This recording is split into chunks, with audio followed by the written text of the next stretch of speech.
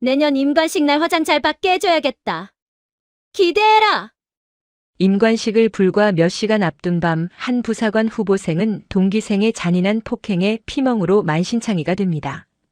그녀가 마지막 희망을 걸고 제출했던 마음의 편지는 오히려 훈육관의 손에 찢겨 가해자에게 전달되었고 끔찍한 보복으로 돌아왔습니다. 마침내 임관식 당일 멍든 얼굴을 두꺼운 화장으로 필사적으로 가린 조카를 본 한 여성이 조용히 차로 돌아갑니다. 그녀는 단순한 가족이 아니었습니다. 그녀는 부대장의 지휘 계통을 무시하고 이 모든 것을 뒤엎을 수 있는 육군수사단 광역수사대 팀장이었습니다. 자신의 부대가 외부 수사팀에 의해 순식간에 장악당하는 것을 무력하게 지켜봐야 했던 학교장, 그리고 축제의 주인공에서 한순간에 범죄자로 전락한 가해자들에게 과연 무슨 일이 벌어질까요? 영상 보시기 전에 구독과 좋아요 한번 눌러주시면 채널 성장에 큰 힘이 됩니다. 무료로 할 수 있는 소중한 응원, 더 통쾌하고 밀도 높은 이야기로 보답하겠습니다. 이제 시작하겠습니다. 숨을 쉴 때마다 폐부로 끼쳐오는 것은 흙먼지와 화약 냄새, 그리고 수백 명의 동기들이 내뿜는 지독한 땀 냄새가 전부였다. 대한민국 육군 부사관학교의 마지막 종합훈련. 임관식을 불과 일주일 앞둔 훈련장은 그야말로 아수라장이었다. 각계 전투 교장을 기어가는 김민지 후보생의 팔꿈치는 이미 감각이 없었다. 찢어진 전투복 사이로 스며든 흙과 자갈이 피가 맺힌 상처를 파고들었지만 고통을 느낄 여유조차 없었다. 김민지 후보생. 동작 그만. 지금 그걸 포복이라고 하나? 이모가 군 수사단 간부면 포복도 대신해주나? 확성기를 타고 날아온 훈육관 황 중사의 비아냥 섞인 고함에 민지의 어깨가 돌처럼 굳었다. 주변의 모든 시선이 일제히 그녀에게로 향했다. 동정이나 걱정의 눈빛은 없었다. 그저 전연 때문에 또 전체가 고생하겠군 하는 지겨움과 냉소뿐이었다. 민지는 이를 악물고 흙바닥에 머리를 쳐박았다. 아닙니다. 목소리가 갈라져 나왔다. 목소리 그것밖에 안 나오나? 전 후보생, 김민지 후보생 때문에 훈련장 10분간 추가 포복 실시. 분노와 원망이 섞인 동기들의 거친 숨소리가 사방에서 들려왔다. 민지는 눈물이 터져 나오는 것을 막기 위해 아래 집술을 피가 나도록 깨물었다. 지옥은 바로 이곳이었다. 그리고 그 지옥의 중심에는 몇 주 전까지만 해도 가장 든든한 동기였던 박지현 후보생이 있었다. 박지현은 모두가 인정하는 에이스였다. 여자 후보생임에도 불구하고 체력 측정에서 남자들을 압도했고 굵고 카랑카랑한 목소리는 훈육관들의 신임을 얻기에 충분했다. 민지 역시 그런 박지현을 존경했고 따랐다. 문제는 그놈의 영상통화 한 번에서 시작되었다. 가족과의 주말 영상통화 시간. 민지의 어머니는 순진한 얼굴로 화면 너머의 딸에게 자랑스럽게 외쳤다. 우리 민지. 임관식 날 이모가 꼭 간대. 마침 그날 부대에 일이 있어서 들른다나 봐. 우리 서연이가 중령인데 육군수사단 팀장이래. 너 힘들게 하는 사람 있으면 다 말해. 민지는 질색하며 엄마 그런 말 좀 하지 마. 라고 소리쳤지만 이미 늦었다. 바로 옆에서 차례를 기다리던 박지현 무리가 그 말을 똑똑히 들었던 것이다. 그날 이후 모든 것이 변했다. 존경과 동경의 대상이었던 박지현은 민지를 향한 노골적인 적의를 감추지 않았다. 좋겠네, 김민지. 이모가 육군수사단 중령이라서. 그날 밤 쉬는 시간 관물대를 정리하는 민지에게 박지현이 차갑게 말을 걸었다. 우리는 뼈 빠지게 고생해서 겨우 하사다는데 누구는 이모백으로 편하게 군 생활하겠네. 안 그래? 옆에 있던 최 후보생이 거들었다. 어쩐지 훈육관님들도 너한테는 좀 다르다 했어. 이게 다 백 때문이었구만. 아니야. 그런 거 절대 아니야. 민지는 당황해서 손을 내저었지만 박지현은 비웃음을 날렸다. 아니긴 뭐가 아니야. 재수 없는 년. 너는 그냥 내 존재 자체가 우리 같은 흙수저들 기만하는 거야. 그날 밤 악몽이 시작되었다. 훈육관들의 야간 순찰이 끝난 새벽 1시. 모두가 잠든 생활관에서 민지는 조용히 끌려나갔다. 눅눅한 세제 냄새와 곰팡이 냄새가 뒤엉킨 1층의 세탁 건조장. CCTV 사각지대인 그곳에서 민지는 처음으로 폭력의 공포를 마주했다. 야, 김민지. 박지현이 민지의 멱살을 거칠게 움켜쥐었다. 훈련으로 단련된 그녀의 악력은 민지가 숨을 쉬기 힘들 정도였다. 내가 그렇게 잘난 이모 둬서 좋겠다. 근데 어쩌나 여기선 내가 왕인데. 내 이모는 여기 없잖아. 지연아, 왜 이래? 내가 잘못했어. 내가. 닥쳐. 박지현의 손이 민지의 뺨을 후려쳤다. 짝 하는 소리가 눅눅한 공간을 울렸다. 민지는 귀가 먹먹해지며 차가운 시멘트 바닥에 쓰러졌다. 내가 뭘 잘못했는데? 말해봐, 이 빽 좋은 년아. 내가 잘못한 건 우리 앞에서 그 잘난 이모 얘기를 꺼내게 한 거야. 우리는 말이야, 이 임관식에 목숨 걸었어. 여기서 떨어지면 갈 데도 없다고. 근데 너 같은 년은 그냥 취미로 군대 온 것 같아서 말이야. 박지현의 발길질이 이어졌다. 그녀는 영리했다. 제복에 가려지는 복부와 옆구리, 허벅지만을 골라 찼다. 비명을 지르려 하면 입을 틀어막았고 반항하려 하면 머리채를 잡아 바닥에 내동댕이 쳤다. 민지는 그저 온몸을 웅크린 채 이 시간이 끝나기만을 빌었다. 임관식까지 일주일. 딱 일주일만 버티자. 그것이 민지가 할 수 있는 유일한 다짐이었다. 고통은 매일 밤 반복되었다. 박지현과 그 무리들은 민지를 조롱하고 짓밟는 것을 일종의 유의처럼 즐겼다.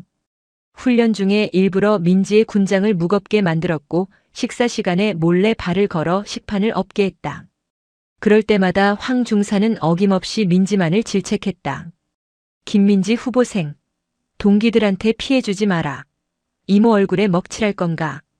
박지현 무리는 뒤에서 조용히 낄낄거렸다. 민지는 깨달았다. 황 중사는 모든 것을 알거나 혹은 알면서도 방조하고 있었다. 그는 이 군기 바짝 든 박지현 후보생이 중대의 분위기를 잡는 것을 내심 즐기고 있었다. 임관식을 나흘 앞둔 밤 민지는 도저히 잠을 이룰 수 없었다. 옆구리의 멍은 이제 숨을 깊게 들이쉬는 것조차 고통스럽게 만들었다. 더 무서운 것은 박지현의 속삭임이었다. 어제 저녁 점호 직전 그녀가 민지의 귀에 대고 웃으며 말했다. 임관식 날 얼굴 좀 예쁘게 해줘야겠다. 화장 잘 받게. 기대해. 이대로라면 임관식 날 가족들 앞에 서기도 전에 무슨 짓을 당할지 몰랐다. 공포가 이성을 마비시키기 직전 민지는 마지막 지푸라기를 잡기로 결심했다. 생활관 복도 끝 학교장의 얼굴 사진과 함께 걸려있는 후보생 인권 상담함. 일명 마음의 편지였다. 익명성이 철저히 보장되며 훈육관을 거치지 않고 학교 주임원사나 학교장에게 직접 전달된다는 그 붉은 철제 상자. 민지는 모두가 잠든 새벽 2시 복통을 호소하며 화장실에 가는 척 빠져나왔다. 비상등 불빛만이 희미하게 복도를 비추는 가운데 떨리는 손으로 작은 수첩을 찢어 편지를 썼다. 손이 너무 떨려 글씨가 날아갔다. 살려주십시오. 박지현 후보생 외 2명에게 상습적인 폭행과 가혹 행위를 당하고 있습니다.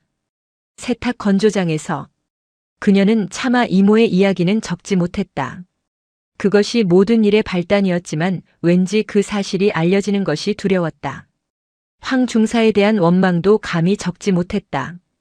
그저 이 지옥 같은 폭력만을 멈춰달라고 애원했다. 민지는 누구도 보지 않는 틈을 타 편지를 붉은 상자 깊숙이 밀어넣었다. 제발 제발. 훈육관님이 아닌 다른 분이 봐주세요. 다음 날 아침 기적은 일어나지 않았다. 황 중사의 표정은 평소와 다름없었다. 오히려 기분이 좋은 듯 콧노래까지 흥얼거렸다. 민지는 불안했다. 혹시 아직 편지를 못 본 걸까? 하지만 그 희미한 희망은 오후 훈련 시간에 산산조각 났다. 훈련장 구석에서 황 중사가 박지현 후보생을 따로 불러 이야기하는 것을 목격한 것이다. 둘의 거리는 멀었지만 황 중사가 박지현의 어깨를 툭툭 치며 인자하게 웃는 모습은 똑똑히 보였다.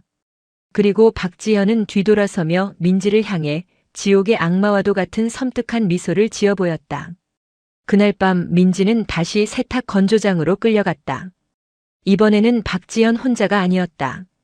그녀의 무리 4명이 민지를 완벽하게 포위했다. 야, 김민지. 박지현이 민지의 뺨을 가볍게 툭툭 쳤다. 내가 감히 날 찔러? 이게 같은 년이. 민지는 숨이 멎는 것 같았다. 마지막 동아줄이 썩은 밧줄이었음을, 아니 자신을 묶을 올감이었음을 깨달았다. 황 중사는 그 편지를 발견하고 즉시 찢어버렸다. 임관식을 코앞에 두고 이런 불미스러운 일이 터지는 것을 그는 원치 않았다. 자신의 경력에 흠집이 가는 것은 물론이고 상부에 보고하는 절차도 귀찮았다. 그는 박지현을 불렀다. 박 후보생. 김민지가 널 찔렀더군. 어린애 장난 같은데 아주 귀찮게 됐어. 안 그래도 자네 이모가 수사단에 있다고 해서 신경 쓰이는데 말이야. 임관식 전까지 시끄러운 소리 안 나오게 동기들 관리 잘해. 알지? 내가 박 후보생 믿는 거. 황 중사는 이것이 훈육이라고 생각했다. 훈육관님이 그러시더라. 요즘 애들 정신력이 빠져서 문제라고. 박지현은 민지의 배를 무릎으로 찍어 올렸다. 내까지 빽 믿는 년 하나 때문에 우리 중대 전체가 욕먹는다고. 내가 책임져야지. 폭행은 이전보다 훨씬 잔혹하고 길었다. 그들은 민지의 입에 더러운 세탁망을 물려 소리를 지르지 못하게 했다. 임관식 날 화장 잘 받게 해준다고 했지? 박지연은 자신의 손가락에 낀 남자친구에게 받았다는 딱딱한 반지를 만지작거렸다. 그리고 그 반지를 낀 주먹으로 민지의 왼쪽 눈두덩이와 뺨을 망설임 없이 내리쳤다. 민지는 비명조차 지르지 못하고 바닥에 쓰러져 의식을 잃었다. 드디어 임관식 날이 밝았다. 며칠간 잠을 설친 민지는 새벽 4시 누구보다 먼저 기상했다. 아니, 사실은 한숨도 자지 못했다. 의무실에서 몰래 훔친 진통제 몇 알로 버티고 있었다. 왼쪽 눈은 괴물처럼 부어올라 제대로 떠지지도 않았고 뺨은 시퍼런 멍을 넘어 검붉게 변해 있었다. 입술은 터져 피딱지가 흉하게 앉았다. 박지현이 남긴 임관식 선물이었다. 민지는 화장실 거울 앞에 섰다. 거울 속에는 군인이 아닌 공포에 질려 넋이 나간 한 여자가 서 있었다. 이 얼굴로 엄마를, 이모를 어떻게 보지?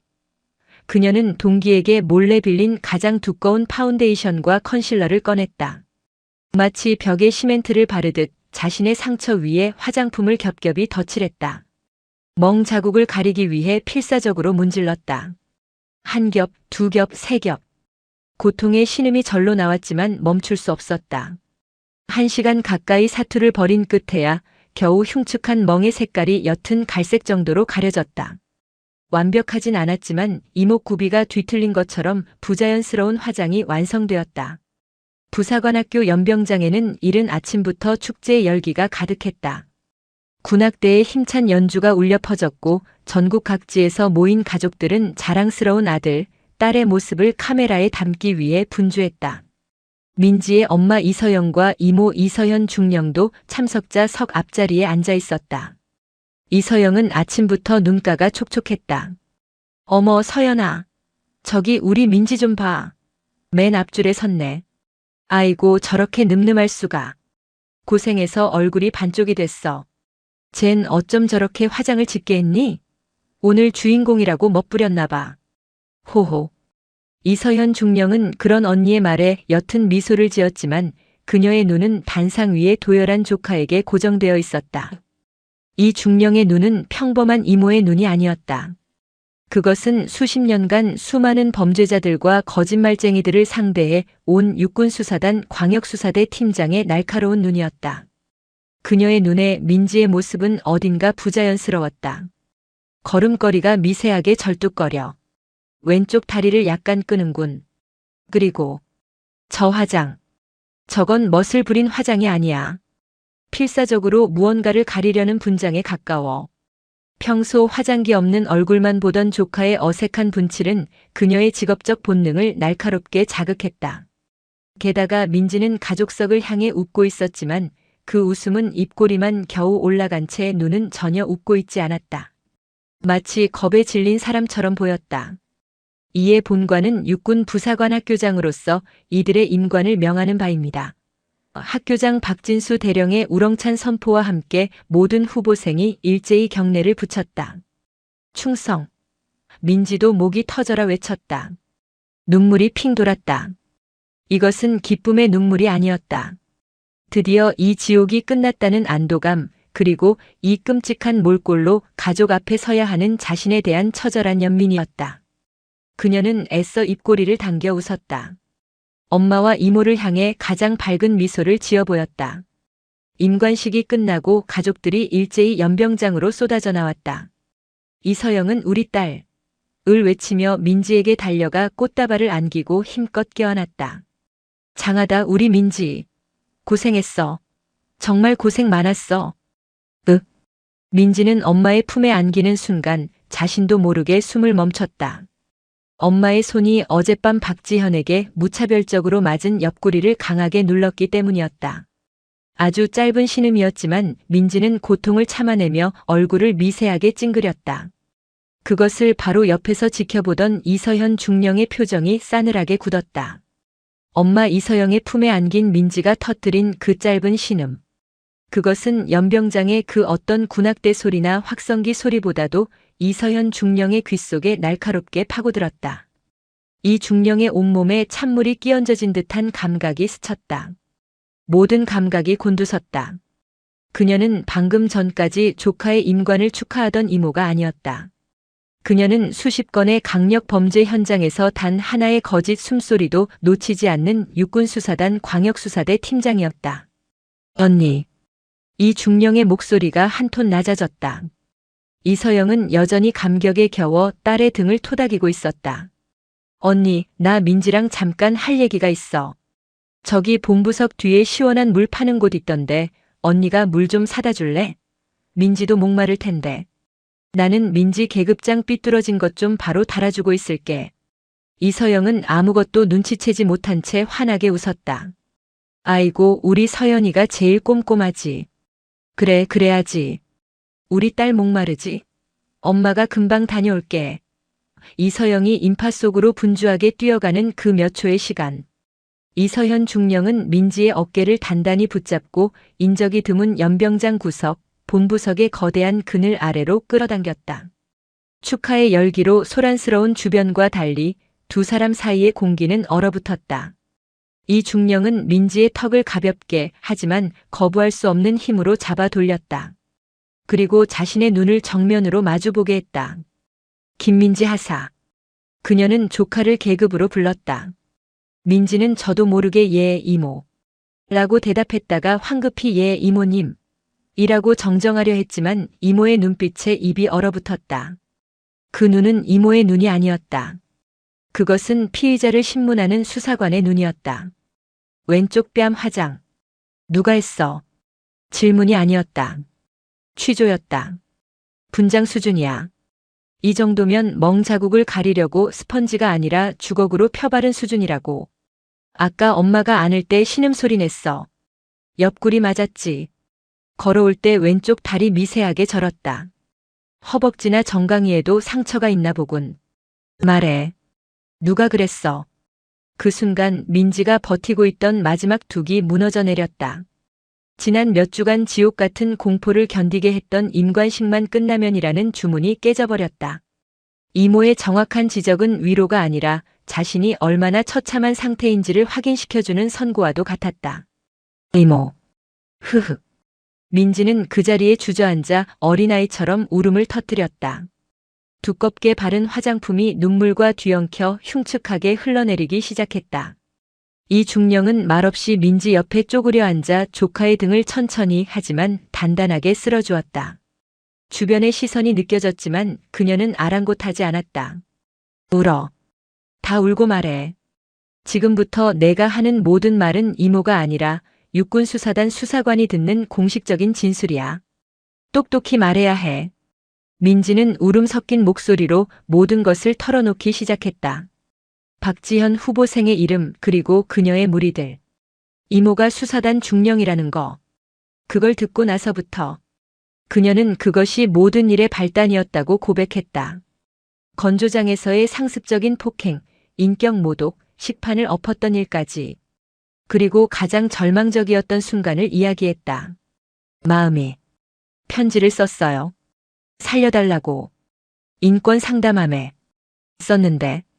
그런데 이중령의 목소리가 한층 더 낮아졌다. 방금 전까지 조카를 다독이던 손길이 멈췄다. 황 중사님이 그걸 박지연한테 말했어요. 이서연 중령의 눈에서 모든 온기가 사라졌다. 훈육관님이 저보고 정신력이 빠졌다고. 박지연한테 동기 관리 잘하라고. 그리고 어젯밤에 임관식 선물이라고. 반지 낀 주먹으로. 이것은 단순한 후보생 간의 폭행 사건이 아니었다. 지휘 계통에 의한 조직적인 은폐, 가혹 행위 방조, 그리고 명백한 보복 폭행 교사였다. 군에서 일어날 수 있는 최악의 범죄 중 하나가 가장 모범적이어야 할 부사관학교의 심장부에서 벌어진 것이다. 이 중령은 민지를 일으켜 세웠다. 그녀의 손은 분노로 미세하게 떨리고 있었지만 목소리는 얼음장처럼 차가웠다. 민지야, 잘 들어. 넌 아무 잘못 없어. 넌 피해자고 아주 용기 있게 버텨냈어. 그리고 지금 나한테 사실대로 다 말했어. 그걸로 내가 할 일은 다 끝난 거야. 그녀는 조카의 눈물을 손으로 닦아주었다. 흘러내린 화장품 아래로 드러난 검붉은 상처가 그녀의 분노에 불을 질렀다. 이제부터는 이모 일이야. 아니, 육군 수사단의 일이다. 언니 오면 아무 말도 하지 말고 이모가 급한 군대 일 생겨서 먼저 차에 가 있으래라고만 전해. 그리고 즉시 내 차로 가. 문 잠그고 누구와도 대화하지 말고 전화도 받지 마. 내가 갈 때까지 차에서 한 발자국도 나오지 마. 이건 명령이야. 알겠나? 네. 네. 알겠습니다. 민지는 본능적으로 차렷 자세를 취하며 대답했다. 이서연 중령은 조카의 어깨를 마지막으로 한번 꽉 쥐어준 뒤 망설임 없는 걸음으로 학교 본관 건물을 향해 걸어갔다. 그녀의 발걸음은 더 이상 임관식에 참석한 가족의 것이 아니었다. 그것은 전쟁터로 향하는 지휘관의 발걸음이었다. 이서연 중령은 학교 장실로 향하지 않았다. 그녀는 먼저 인파를 해치고 주차장에 세워둔 자신의 검은색 민간 차량으로 돌아왔다. 이미 민지와 언니 이서영이 겁에 질린 표정으로 차 안에 앉아 있었다. 언니, 지금부터 내 말 잘 들어. 민지가 여기서 아주 안 좋은 일을 당했어. 이서영의 얼굴이 하얗게 질렸다. 서연아. 그게 무슨. 지금 설명할 시간 없어. 이건 단순한 사고가 아니라 범죄야. 언니는 민지 데리고 지금 당장 이 부대를 빠져나가. 그리고 내가 연락할 때까지 절대 아무한테도 연락하지 마. 민지 병원부터 데려가서 상해진단서 끊어. 정신과 상담 기록까지. 내가 아는 병원 주소 찍어줄게. 그 병원에서 당장 입원 수속 밟아. 이건 민지를 보호하기 위한 최우선 조치야. 빨리. 이 중령의 단호한 명령에 이서영은 울음을 터뜨릴 새도 없이 고개를 끄덕였다. 그녀는 동생이 지금 평소의 모습이 아님을 직감했다. 이 중령은 민지의 손을 한번 꽉 잡아주었다.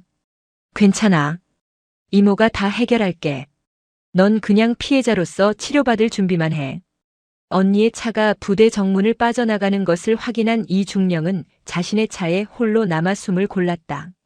그리고 암호화된 군용 휴대전화를 꺼내 단축번호 1번을 길게 눌렀다. 육군 수사단장, 그녀의 직속 상관이자 그녀를 가장 신뢰하는 지휘관이었다. 단장님 충성. 이서연 중령입니다. 이 중령. 조카 임관식이라고 휴가 내지 않았나? 축하하네. 감사합니다. 그런데 단장님, 현장에서 긴급 상황이 발생했습니다. 수화기 너머의 공기가 순간 무거워졌다. 말해봐. 육군 부사관 학교입니다. 제 조카가 오늘 임관한 김민지 하사입니다. 방금 김 하사로부터 후보생 시절 상습적인 폭행 및 가혹 행위를 당했다는 구체적인 진술을 확보했습니다. 이 중령은 감정을 철저히 배제하고 사실만을 보고했다. 가해자는 동기생 박지현 외 3명. 문제는 훈육관 황 중사가 피해자의 정식 문제 제기, 즉 인권 상담함 투서를 묵살하고 오히려 이 사실을 가해자에게 누설하여 보복 폭행을 교사한 정황이 명백합니다. 피해자의 신체에서 멍과 부기 등 상해 흔적을 직접 확인했습니다. 황 중사라고. 단장의 목소리가 낮아졌다. 학교 자체 조사는 명백한 은폐 시도가 있었기에 신뢰할 수 없다고 판단됩니다. 사안의 중대성을 고려할 때 본부 광역수사대의 즉각적인 현장 출동 및 수사 개시를 요청합니다. 학교장에게는 아직 보고하지 않았습니다. 수사팀 도착과 동시에 통보하여 증거 인멸을 시도할 시간을 원천 차단하는 것이 최선이라 사료됩니다. 잠시 침묵이 흘렀다. 알겠네. 이 중령 판단이 맞아. 현역 훈육관이 개입된 은폐교사라. 이건 보통 일이 아니군. 지금 즉시 가장 가까운 대전광역수사대에 지시하지. 자네는 지금부터 내 직속으로 현장 상황을 통제하게. 수사팀 도착 예상 시간 30분. 자네는 지금 즉시 학교장실로 가서 수사팀이 정문을 통과하는 즉시 내 이름으로 수사 개시 통보 및 현장 보전 명령을 하달하게. 학교장이 반발할 경우 내가 직접 통화하겠다고 전해. 그리고 조카 잘 챙기게. 명심하겠습니다. 단장님, 피해자는 이미 안전하게 부대 외부 병원으로 이송 조치 완료했습니다. 잘했네. 역시 이 중령이야. 시작하게. 전화가 끊겼다. 30분. 그 시간 안에 모든 것이 결정될 터였다. 이 중령은 차 시동을 껐다. 임관식의 축포 소리가 아직도 귓가에 맴도는 듯 했다. 그녀는 차에서 내려 전투복 매무새를 가다듬었다. 중령 계급장이 유난히 차갑게 빛났다. 그녀는 더 이상 망설임 없는 걸음으로 학교 본관 박진수 대령의 집무실을 향해 걸어갔다. 육군 부사관 학교장 박진수 대령은 성공적인 임관식에 한껏 고무되어 있었다. 외부에서 온 내빈들을 배웅하고 집무실로 돌아와 막 넥타이를 풀던 참이었다. 집무실에는 방금 전 행사를 함께 치른 학교 주임원사도 함께 남아차를 마시며 담소를 나누고 있었다. 아, 주임원사님.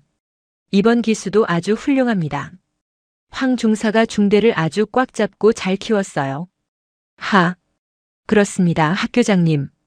특히 박지연 하사 같은 자원은. 그때 노크 소리와 함께 비서실의 부관이 다급한 표정으로 들어왔다. 학교장님, 육군수사단 이서현 중령님께서 면담을 요청하십니다. 아까 임관식에 참석했던 김민지 하사의 이모 되시는 분입니다. 박 대령은 흔쾌히 고개를 끄덕였다. 아, 이 중령? 반가운 분이지. 모시게. 주임원사님도 같이 인사하시지요. 그는 수사단 소속의 영관급 장교와 인맥을 터두는 것이 나쁠 것 없다고 생각했다. 문이 열리고 이서연 중령이 절도 있는 걸음으로 들어와 경례를 붙였다. 충성. 학교장님, 이서연 중령입니다. 아, 어서 오십시오, 이 중령님. 하. 조카 임관 축하드립니다. 아주 훌륭한 자원입니다. 박 대령은 악수를 청하며 환하게 웃었다. 이 중령은 악수에 응하지 않고 박 대령과 주임원사를 차갑게 번갈아 보았다. 학교장님, 오늘 임관한 김민지 하사. 제 조카입니다. 알고 있습니다. 훌륭. 이게 학교장님께서 훌륭하다고 말씀하신 자원의 현재 상태입니다. 이 중령은 말을 끊고 자신의 휴대전화를 들어 박 대령의 책상 위에 내려놓았다. 방금 전 민지에게서 전송받은 사진이었다. 화장을 지우자 드러난 끔찍한 멍 자국과 부어오른 뺨, 피딱지가 앉은 입술. 박 대령과 주임원사의 미소가 동시에 얼굴에서 사라졌다. 이게 어찌 된 일입니까? 훈련 중에 다친 겁니까? 박 대령의 목소리가 당황으로 떨렸다. 훈련이 아닙니다. 이 중령의 목소리가 집무실을 울렸다. 지난 몇 주간 동기생 박지현 외 3명에게 상습적으로 당한 구타와 가혹 행위의 결과입니다. 장소는 주로 훈육관이 순찰하지 않는 세탁 건조장이었습니다. 박지현. 하사 말입니까? 그럴 리가. 황 중사가. 주임원사가 자신도 모르게 황 중사의 이름을 내뱉었다. 이 중령의 눈이 주임원사를 향했다. 황 중사. 맞습니다. 주임원사님. 그녀는 주임원사를 정확히 지목했다. 김민지 하사는 일주일 전 인권 상담함을 통해 이 사실을 정식으로 보고했습니다. 하지만 황 중사는 이 보고를 묵살하고 오히려 가해자인 박지현 하사에게 피해자의 신원을 노출하며 동기관리 잘하라고 부추겼습니다. 그 결과 제 조카는 어젯밤 임관식 전날에도 보복 폭행을 당했습니다. 박 대령의 얼굴이 하얗게 질렸다. 이 중령님. 이건 제가 철저하게 조사해서. 늦으셨습니다, 학교장님. 이 중령은 박대령의 말을 다시 한번 잘랐다. 저는 지금 이 자리에 김민지 하사의 이모로 온 것이 아닙니다. 육군수사단 광역수사대 팀장 이서현 중령으로 온 것입니다. 박대령은 숨이 멎는 것 같았다. 방금 전 육군수사단장님께 본 사안의 심각성을 보고드렸습니다. 학교 자체 조사는 명백한 은폐 시도가 있었기에 신뢰할 수 없다고 판단, 본부 광역수사팀에 즉각적인 수사 개시를 요청했습니다. 이 중령은 자신의 손목시계를 내려다보았다. 정확히 약속된 30분이 가까워지고 있었다. 그리고 학교장님. 이 중령이 박대령을 차갑게 바라보았다. 제 수사팀이 지금 막 정문을 통과하고 있다는 보고를 받았습니다. 지금부터 이 부사관학교는 지휘 대상이 아닌 수사 대상입니다. 육군수사단장님 명령입니다. 현 시간부로 본교 소속 황중사, 박지현 하사, 최미영 하사, 이수진 하사를 직무 정지 및 격리 조치하며 학교 본부 및 생활관 일부를 수사 목적으로 통제합니다. 학교장께서는 관련자 전원에게 현 위치 대기 및 모든 증거물 보전 명령을 내려주시기 바랍니다. 지금부터 모든 증거물에 대한 접근은 수사단에 의해서만 통제됩니다. 박진수 대령과 주임원사는 그 자리에 얼어붙었다. 바로 그때 집무실 전화기가 요란하게 울리기 시작했다. 위병소에서 걸려온 다급한 전화였다. 박진수 대령의 집무실 전화기가 비명처럼 울려 퍼졌다. 위병소에서 걸려온 다급한 목소리가 수화기를 뚫고 나왔다. 학교장님, 지금 육군수사단 차량 여러 대가 정문을 이미 통과했습니다. 본관으로 향하고 있습니다. 이게 무슨... 박 대령은 수화기를 든 채 그 자리에 얼어붙었다. 땀이 등줄기를 타고 흘렀다. 함께 있던 주임원사 역시 사색이 되어 입술만 달싹였다. 이서현 중령은 그 모습을 지켜보며 자신의 군용 휴대전화를 꺼내 들었다. 그녀는 더 이상 학교장이나 주임원사에게 말하지 않았다. 그녀는 이미 현장 지휘관 모드로 들어가 있었다. 팀장 박소령인가? 나 이서현 중령이다. 현재 학교장실. 학교장 및 주임원사에게 수사 개시 통보 완료했다. 저항은 없다. 그녀의 목소리는 집무실의 공기를 얼렸다. 1팀은 즉시 본관 3층 좌측 훈육관 황중사 사무실로 진입한다. 황중사 본인은 현재 임관식 뒤풀이 장소인 PX 후방 식당에 있을 확률이 높다. 2팀이 즉시 신병 확보한다. 저항 시 무력 사용 허가한다. 3팀은 즉시 생활관 구역으로 이동, 박지현, 최미영, 이수진 하사의 신병을 확보한다. 가해자들은 현재 가족들과 함께 있다. 최대한 조용하고 신속하게 분리하여 본관 회의실로 연행한다. 지금부터 모든 절차는 코드 1 증거 인멸 방지 최우선이다. 알겠나? 명심하겠습니다. 이 중령이 전화를 끊는 것과 동시에 본관 복도 밖에서 육중한 군합발 소리와 함께 다급한 외침이 들려왔다. 육군수사단입니다. 모두 현 위치에서 대기하십시오. 박 대령의 집무실 문이 거칠게 열리고 육군수사단 검은색 활동복을 입은 수사관들이 들이닥쳤다. 그들은 학교장과 주임원사에게 가볍게 목례를 표했지만 그들의 눈빛에는 조금의 망설임도 없었다. 학교장님, 주임원사님, 수사 개시에 협조해 주셔서 감사합니다. 지금부터 학교장실을 임시 현장 지휘소로 사용하겠습니다. 두 분께서는 저쪽 소파에 대기해 주시기 바랍니다. 이것은 요청이 아닌 통보였다. 대령과 원사는 자신들의 집무실에서 졸지에 방관자 신세가 되어버렸다. 박 대령은 자신의 군 생활 20여 년 만에 이런 굴욕과 공포를 처음 느껴보았다. 자신의 부대가 자신의 허락도 없이 외부 병력에 의해 순식간에 장악당하고 있었다. 같은 시각 임관식의 열기가 채 가시지 않은 PX 후방 식당. 황 중사는 다른 훈육관들과 함께 막걸리 잔을 부딪히며 기분 좋게 웃고 있었다. 아, 이번 기수도 잘 키웠습니다. 특히 박지현이 같은 애들은. 황 중사 말이 쾅. 식당 문이 거칠게 열렸다. 축제 분위기에 젖어있던 간부들의 시선이 일제히 문으로 향했다. 육군수사단이다. 낯선 얼굴의 수사관 4명이 굳은 표정으로 들어섰다. 모든 소음이 멎었다. 황 중사 누구인가?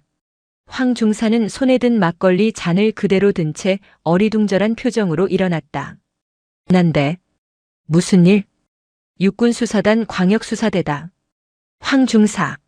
지금부터 직무유기, 직권남용, 가혹행위 방조 및 교사 혐의로 체포한다.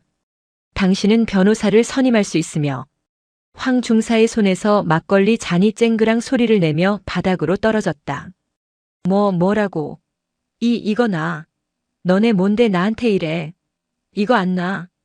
황 중사는 거칠게 저항했지만 훈련으로 단련된 수사관 2명이 그의 양팔을 뒤로 꺾어 순식간에 제압했다. 함께 있던 훈육관들은 그저 공포에 질린 눈으로 자신들의 동료가 범죄자처럼 끌려나가는 모습을 지켜볼 뿐이었다. 생활관 구역은 더한 혼란에 휩싸였다. 박지연은 자신의 부모님, 친척들과 함께 자랑스럽게 하사 계급장을 보여주며 웃고 있었다. 우리 딸 정말 장하다. 엄마가. 박지연 하사. 낮고 조용한 목소리가 그들의 대화를 끊었다. 정장 차림의 수사관 배지를 보여준 2명의 남녀가 그들 앞에 서 있었다. 육군수사단입니다. 잠시 저희와 함께 가셔야겠습니다. 박지현의 부모님이 당황하며 앞을 막아섰다. 무슨 일이시죠? 우리 딸한테 왜? 박지연 하사. 상습 폭행 및 가혹행위 혐의로 연행합니다. 협조해 주시기 바랍니다. 뭐라고요? 폭행이라니요? 우리 딸이 그럴 리가. 박지현의 얼굴이 하얗게 질렸다. 김민지. 그게 같은 년이. 이모한테 진짜 꼰지른 거야? 그녀는 애써 태어난 척 소리쳤다. 아니에요. 무슨 오해가 있으신 거예요. 저 그런 적 없어요. 모든 진술은 조사실에서 하시기 바랍니다. 수사관들은 박지현의 부모를 정중하지만 단호하게 밀어내고 박지현의 양팔을 붙잡았다. 수많은 가족과 동기들이 지켜보는 앞에서 방금 전까지 에이스로 칭송받던 그녀는 수사관들에게 붙들려 끌려나갔다. 그녀의 부모는 지연아, 이게 무슨 일이야? 라고 외치며 뒤따르려 했지만 다른 수사관이 앞을 막아섰다. 부모님, 죄송하지만 지금부터 수사 통제 구역입니다. 본관으로 가셔서 대기해 주십시오. 최미영과 이수진, 박지연의 공범들 역시 각자의 가족들 앞에서 동일한 방식으로 연행되었다. 임관식의 환희와 영광은 단 10분 만에 공포와 수치심으로 뒤바뀌었다. 이서현 중령은 임시 지휘소가 된 학교장실 창밖으로 이 모든 광경을 차갑게 내려다보고 있었다. 박진수 대령은 소파에 앉아 마른 세수만 반복하고 있었다. 그의 왕국은 이렇게 무너지고 있었다. 수사팀의 움직임은 거대하고 정밀한 기계와도 같았다. 신병이 확보되는 즉시 증거 확보팀이 동시다발적으로 움직였다. 이서현 중령이 가장 먼저 지시한 곳은 황 중사의 사무실이었다. 팀장님, 이겁니다. 디지털 포렌식 요원이 황 중사의 책상 서랍 가장 깊숙한 곳을 뒤지다 소리쳤다. 서랍 바닥에는 다른 서류들 밑에 깔린 손으로 마구 찢어버린 종이 조각들이 숨겨져 있었다. 황 중사는 민지의 편지를 찢어 쓰레기통에 버렸다가 누군가 볼 것을 우려해 다시 꺼내 서랍 깊숙한 곳에 처박아둔 것이었다. 완벽한 증거 인멸 시도이자 동시에 가장 멍청한 증거 보존이었다. 이서현 중령은 즉시 장갑을 끼고 그 종이 조각들을 집어들었다. 살려주십시오. 박지현. 피가 거꾸로 솟는 분노를 억누르며 명령했다. 즉시 원본 확보 후 본부 보건반에 전송해. 30분 내로 내용 전체 복원해내. 알겠습니다. 동시에 황 중사의 사무실 컴퓨터 본체와 개인 휴대전화는 즉시 압수되어 현장 포렌식 차량으로 옮겨졌다. 디지털 증거 분석팀이 즉시 작업에 착수했다. 황 중사가 설정한 단순한 비밀번호는 1분도 안 되어 뚫렸다. 검색 기록 복원 중입니다. 나왔습니다. 요원의 목소리가 다급해졌다. 후보생 폭행 사건 처리 절차, 경미한 가혹행위 징계 수위, 수사단 내사 시 대응 요령. 황 중사가 사건을 인지하고 은폐하기 위해 필사적으로 정보를 찾아본 흔적들이었다. 메신저 기록입니다. 박지현 하사와 나눈 대화 내용 확보. 모든 수사관들의 시선이 모니터에 집중되었다. 이서현 중령도 그 뒤에 서서 화면을 응시했다. 황 중사 박 후보생. 김민지가 널 찔렀더군. 황 중사 안 그래도 걔 이모가 수사단 쪽이라 신경 쓰이는데. 귀찮게 됐어. 박지현. 황 중사 임관식 얼마 안 남았다. 시끄럽게 만들지 마라. 내가 믿는 거 알지? 박지현 명심하겠습니다. 훈육관님. 박지현 확실하게 교육하겠습니다. 이서현 중령은 주먹을 너무 세게 쥐어 손톱이 손바닥을 파고드는 것도 몰랐다. 교육. 그 단어가 의미하는 것을 모를 리 없었다. 이것은 황 중사가 박지현에게 보복 폭행을 지시하거나 최소한 묵인, 교사한 결정적인 증거였다. 같은 시각 또 다른 팀이 1층의 낡은 세탁 건조장을 통제하고 있었다. 수사관들은 모든 조명을 차단하고 특수 시약인 루미노를 분사하기 시작했다. 그리고 자외선 램프를 비추자 어둠 속에서 지옥의 풍경이 드러났다. 팀장님, 이건 시멘트 바닥 곳곳, 특히 배수구 근처와 세탁기 뒤편의 후미진 구석에서 섬뜩한 푸른색 형광 반응이 광범위하게 나타났다. 민지가 흘린 피가 닦아내려 했음에도 불구하고 그 흔적을 고스란히 드러내고 있었다. 그들은 민지의 머리채를 잡고 내동댕이 쳤던 벽면에서도 동일한 혈흔 반응을 찾아냈다. 모든 증거는 실시간으로 이서연 중령에게 보고되었다. 찢어진 편지, 살인적인 메신저 대화, 그리고 지워지지 않은 혈흔. 이 중령은 모든 증거 자료를 출력하라고 지시했다. 이제 사냥감을 몰아넣을 모든 준비가 끝났다. 본관 1층의 작은 회의실들은 순식간에 임시 조사실로 바뀌었다. 황 중사, 박지현 그리고 공범들은 서로 격리된 채 굳은 표정으로 앉아 있었다. 박지현은 여전히 오해다, 증거도 없이 이럴 수 있느냐며 고개를 빳빳이 들고 있었다. 황 중사는 훈육 차원이었다는 변명만을 되풀이할 준비를 하고 있었다. 그들은 아직 자신들의 사무실과 휴대전화가, 그리고 그들이 피를 흘리게 한 건조장이 자신들의 숨통을 끊어놓을 증거들을 모두 토해냈다는 사실을 모르고 있었다. 먼저 황 중사부터 데려와. 이서연 중령이 차가운 목소리로 명령했다. 수사관들에게 끌려 들어온 황 중사는 애써 태어난 척, 오히려 피해자인 척 억울한 표정을 지어 보였다. 그는 이 중령이 피해자의 이모라는 점을 파고들어 감정에 호소할 작정이었다. 이 중령님, 이건 정말 심한 처사 아닙니까? 제가. 물론 김민지 하사 이모님이신 건 알지만 이렇게까지. 황 중사. 이 중령은 황 중사의 말을 가차없이 잘랐다. 계급 성명. 황 중사는 순간 당황했다. 자신을 동료 간부가 아닌 완전한 피의자로 취급하는 서늘한 태도에 말문이 막혔다. 중사.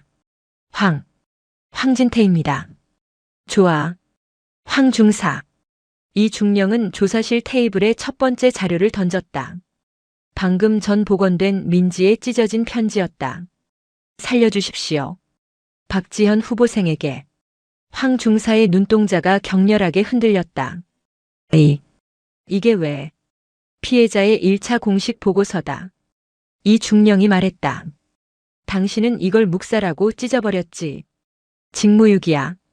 아닙니다. 그건 사소한 동기들 간의 다툼이라고 판단해서. 다툼? 이 중령은 두 번째 자료를 던졌다. 세탁 건조장의 루미놀 반응 사진이었다. 푸른 빛으로 번뜩이는 혈흔 자국이 황 중사의 눈을 공격했다. 이게 당신이 말하는 사소한 다툼의 결과인가? 이건 일방적인 폭행, 아니 린치 수준이야. 황 중사의 얼굴이 하얗게 질리기 시작했다.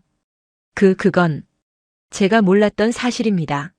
저는 몰랐다고? 이서연 중령은 자리에서 일어나 황 중사의 코앞까지 다가갔다. 그리고 마지막 증거, 그가 박지현과 나눈 메신저 대화 내용을 그의 눈앞에 내밀었다. 시끄럽게 만들지 마라. 내가 믿는 거 알지? 이래도 몰랐나? 황 중사는 모니터 속 자신의 대화 내용을 보고 숨이 멎는 것을 느꼈다. 내가 피해자의 보고를 묵살하고 그 사실을 가해자에게 알려 보복 폭행을 사실상 지시한 거야. 이 쓰레기 같은 놈아. 이 중령의 절제된 분노가 터져나왔다. 내가 그토록 지키고 싶었던 그 경력, 평가 때문에 한 사람의 인생을 지옥으로 밀어넣었어. 이게 대한민국 훈육관이 할 짓인가? 황 중사는 모든 것이 끝났음을 깨달았다. 그는 의자에서 무너지듯 바닥에 주저앉았다. 잘못했습니다. 제가, 임관식만 조용히 치르려고. 그의 변명은 처절한 울음소리로 바뀌었다. 다음, 이 중령은 무너진 황 중사에게 눈길도 주지 않고 조사실 M을 나섰다. 박지현이 데려와. 박지현은 조사실에 들어오면서도 여전히 고개를 빳빳이 들고 있었다. 전 할 말 없습니다. 김민지 걔가 이모백 믿고 거짓말하는 겁니다. 이서연 중령은 말없이 그녀를 바라보았다. 그리고는 책상 위에 자료들을 하나씩 펼쳐놓았다. 첫째, 내 공범 최미영, 이수진의 자백서다. 모든 것은 박지현이 주도했다고 일치하게 진술하고 있군. 박지현의 눈이 흔들렸다. 그년들이. 둘째, 내가 교육의 현장으로 사용한 세탁 건조장의 혈흔 감식 결과다. 내가 흘리게 한 피지. 셋째, 어젯밤 내가 민지에게 임관식 선물이라며 때린 상처. 병원에서 발급한 공식 상해 진단서다. 전치 3주. 특수폭행 혐의가 추가되겠군. 내가 낀 그 반지 덕분에. 박지현의 호흡이 거칠어졌다. 그녀는 마지막까지 부인했다. 증거 없잖아요. 걔 혼자 한 말. 넷째, 이 중령은 마지막 종이를 테이블 중앙에 놓았다. 황 중사와 박지현이 나눈 메신저 대화였다. 확실하게 교육하겠습니다. 박지현은 자신의 눈앞에 펼쳐진 자신이 직접 타자를 쳤던 그 단어를 보고 온몸이 마비되는 것을 느꼈다. 완벽했다. 빠져나갈 구멍은 어디에도 없었다.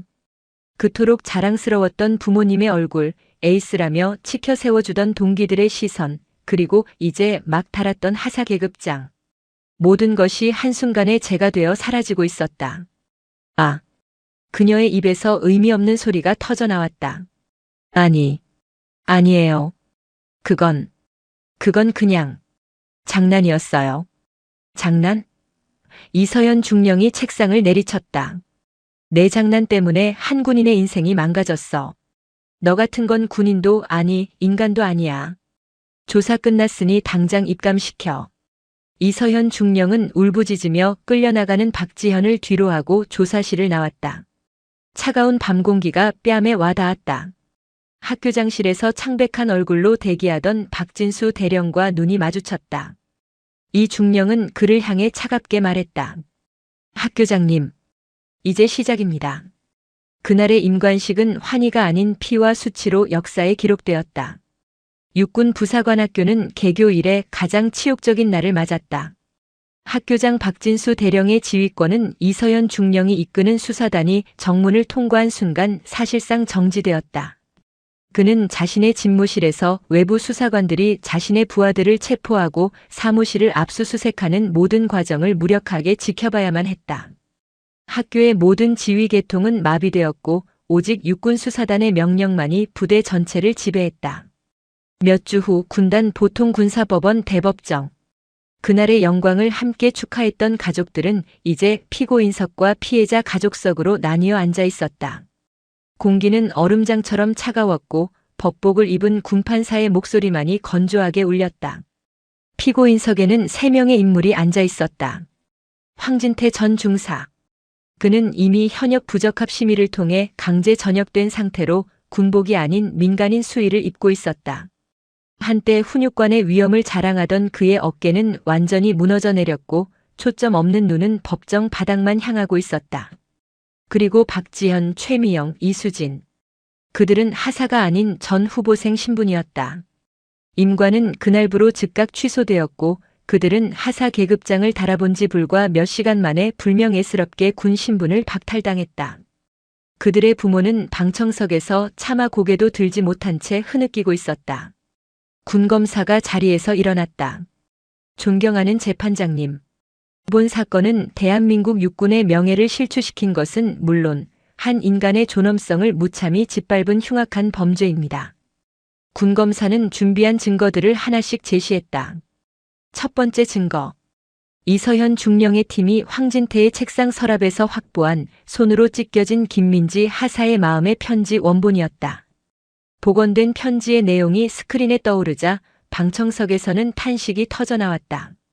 살려주십시오. 피고인 황진태는 군검사의 목소리가 법정을 울렸다. 피해자의 이 절박한 구조 신호를 묵살하고 찢어버렸습니다. 이는 단순한 직무유기를 넘어 피해자를 사지로 다시 밀어넣은 명백한 살인 방조 행위입니다. 두 번째 증거. 황진태와 박지현이 나눈 메신저 대화였다. 시끄럽게 만들지 마라. 내가 믿는 거 알지? 확실하게 교육하겠습니다. 이것이 훈육관과 후보생의 대화입니까? 이것은 범죄를 모의하고 교사한 공범자들의 대화입니다. 세 번째 증거. 세탁 건조장의 혈흔 감식 사진이었다. 루미놀 시약에 푸르게 빛나는 수십 개의 혈흔. 그리고 박지현이 범행에 사용했던 남자친구에게 선물 받았다던 그 딱딱한 반지가 증거물로 제시되었다. 네 번째 증거. 국군 수도병원에서 발급한 김민지 하사의 상해 진단서였다. 좌측 안화골절, 다발성 늑골 타박상, 고막 파열 의심, 전치 3주. 그리고 그 뒤를 이은 정신과 진단서. 급성 외상 후 스트레스 장애, 지속적인 입원 및 관찰 요망. 박지현은 고개를 빳빳이 들고 장난이었습니다. 훈련 과정의 오해입니다. 라고 마지막까지 항변했지만 증거의 산 앞에서 그녀의 목소리는 공허했다. 황진태는 그저 잘못했습니다. 임관식만 조용히 치르려고. 라는 말만 앵무새처럼 되풀이했다. 최종 선고가 내려졌다. 피고인 황진태. 전 육군 중사. 피고인은 부하를 보호해야 할 훈육관의 본분을 망각하고 오히려 가해자와 결탁하여 피해자를 능동적으로 기만하고 추가 폭행을 교사하였다. 그 죄질이 이루 말할 수 없이 불량하여 징역 5년을 선고한다. 동시에 피고인의 모든 군인연금 수급 권리를 박탈한다. 황진태는 그 자리에 쓰러져 통곡했다. 징역 5년보다 20년 넘게 부어온 연금이 박탈된다는 선고가 그의 남은 인생 전부를 무너뜨렸다. 피고인 박지현. 전 부사관 후보생. 피고인은 동료에 대한 상습적인 폭행, 특수폭행, 가혹 행위를 주도하였으며 징역 3년을 선고한다. 공범들도 각각 징역형의 집행유예를 선고받았다. 학교장 박진수 대령은 법정에 서지 않았다. 하지만 그는 이미 군인으로서 가장 치욕적인 처벌을 받았다. 그는 사건 직후 즉시 보직 해임되었고 정식 징계위원회에 회부되어 지휘감독 소홀의 책임을 물어 강등 처분을 받았다. 대령에서 중령으로 강등된 그는 남은 군 생활을 아무런 권한도 없는 정책연구관 신세로 마감하게 되었다. 그의 화려했던 경력은 그렇게 끝났다. 국군 수도병원 1인실. 김민지 하사는 창밖을 멍하니 바라보고 있었다. 모든 재판이 끝났지만 그녀의 시간은 여전히 그 눅눅한 세탁 건조장에 멈춰 있었다. 작은 소리에도 경기를 일으켰고 군복만 봐도 호흡이 가빠졌다. 그녀의 손에는 의병 전역 심사위원회 의결서가 들려 있었다. 군 생활 부적합 판정. 그녀는 이제 군복을 벗을 수 있었다. 도망칠 수 있었다. 민지야. 노크 소리와 함께 이모 이서현 중령이 들어왔다. 그녀는 이번 사건을 완벽하게 처리한 공로를 인정받아 동기들보다 한 발 앞서 대령으로 진급해 있었다. 그녀의 어깨에 달린 무궁화 계급장이 유난히 단단해 보였다. 이모. 저 이제 군대 그만두려고요. 민지가 애써 웃으며 서류를 들어보였다. 전 역시 군인이 될 자격이 없나 봐요. 무서워요. 이 군복이 그냥 다 무서워요. 이서현 대령은 민지의 침대 옆 의자에 앉았다. 그래. 무서울 거야. 내가 겪은 일을 생각하면 당연해. 이대로 전역해서 평범한 김민지로 돌아가도 그 누구도 너를 비난하지 않아. 너는 이미 군인으로서 가장 용기 있는 일을 해냈으니까. 민지는 고개를 숙였다. 그런데 이모는 왜 군인이 됐어요?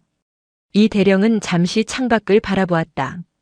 나도 너만 할 때 아니 소위 때 끔찍한 일을 겪었어.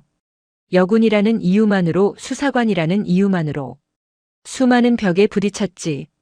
그때 나도 도망치고 싶었어. 이 더러운 조직을 떠나고 싶었어. 그녀는 민지의 손을 잡았다. 그런데 민지야. 도망치면 그놈들이 이기는 거야. 내가 떠난 그 자리에 또 다른 황 중사, 또 다른 박지현이 들어와서 제2, 제3의 피해자를 만들어내겠지.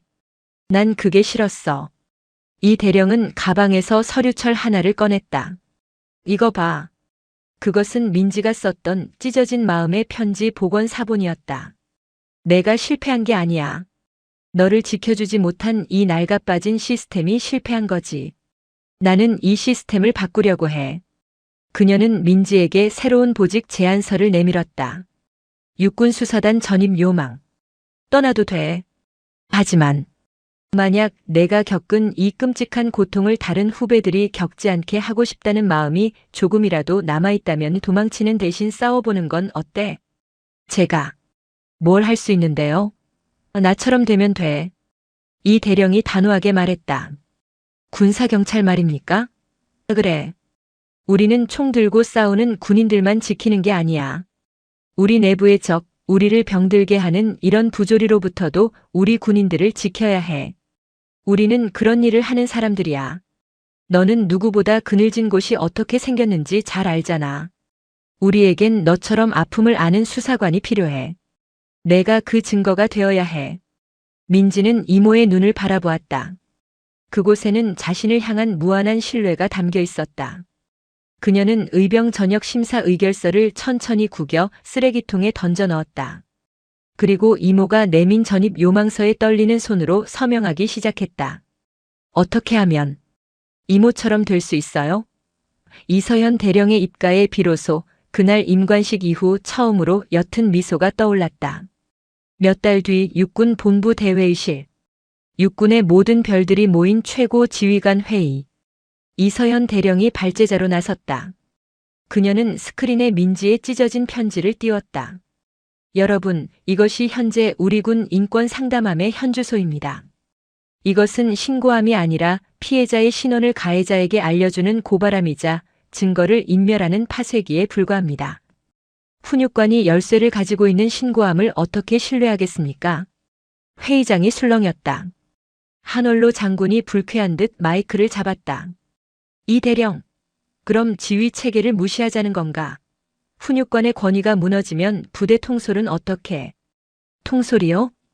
이 대령이 장군의 말을 잘랐다.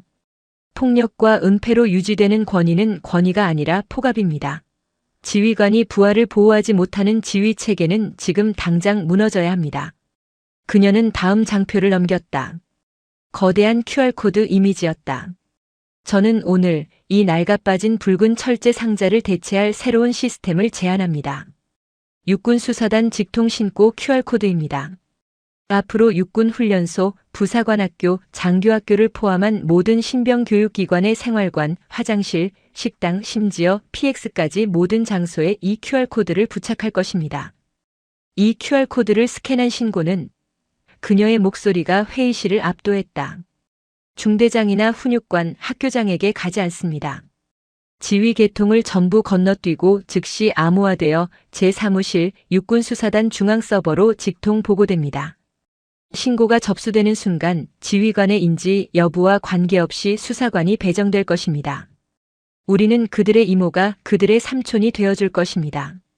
이것이 제가 말하는 새로운 지휘 체계입니다. 격렬한 반대가 있었지만 이서현 대령은 부사관학교 사건의 참혹한 수사 결과를 낱낱이 들이밀며 한치도 물러서지 않았다. 결국 국방부 장관의 직권 승인으로 이 시스템은 전군에 도입이 결정되었다. 그리고 몇 년의 시간이 흘렀다. 다시 찾은 육군 부사관학교. 훈련을 마친 후보생들이 생활관으로 복귀하고 있었다. 그들의 생활관 입구 그리고 화장실 칸막이 안쪽에는 육군수사단장 직통 신고라는 붉은색 문구와 함께 큼지막한 QR코드가 붙어 있었다. 강당에서 신임 후보생들을 대상으로 한 군사경찰 및 인권교육이 진행되고 있었다. 긴장한 표정의 후보생들 앞에 날카로운 눈매와 단단한 체구의 한 여군이 섰다. 그녀의 전투복에는 김민지라는 이름표와 함께 당당한 중사 계급장이 붙어 있었다. 육군수사단 소속 김민지 중사였다. 후보생 여러분, 반갑습니다. 저는 여러분이 이곳에서 겪을 수 있는 부조리 예방 교육을 위해 나온 김민지 중사입니다. 그녀의 목소리는 낮고 차분했지만 강당 전체를 울렸다. 여러분은 지휘관의 명령에 복종해야 합니다. 하지만 그 명령이 법을 넘어서거나 여러분의 인권을 짓밟는다면 그것은 복종의 대상이 아닌 신고의 대상입니다. 김 중사는 자신의 뒤에 뜬 QR코드를 가리켰다. 여러분의 선임은 왕이 아니고 훈육관은 판사가 아닙니다. 만약 부당한 일을 당했다면 보고하십시오. 만약 그 보고가 묵살당했다면 더 크게 외치십시오. 이 직통 라인을 통해 저희에게 직접 알려주십시오. 저희 육군 수사단이 여러분의 방패가 될 것입니다. 교육이 끝나고 훈련병들이 흩어질 때였다. 한 여성 후보생이 망설이며 김민지 중사에게 다가왔다. 잔뜩 겁에 질린 표정이었다. 김민지 중사님. 말해. 사실은 어제 저희 분대에서 동기 하나가. 김민지 중사는 그 훈련병의 눈을 바라보았다. 그곳에는 몇 년 전 세탁 건조장에서 절망하던 자신의 모습이 어른거렸다. 김 중사의 표정이 부드러워졌다. 그녀는 훈련병을 아무도 없는 옆방으로 데려갔다. 그곳은 과거의 그늘진 건조장이 아닌 시스템이 지켜보는 밝은 상담실이었다. 김민지 중사는 자신의 수첩과 녹음기를 꺼내들었다. 괜찮아. 다 말해. 내가 듣고 있으니까. 그녀는 더 이상 도망치던 피해자가 아니었다.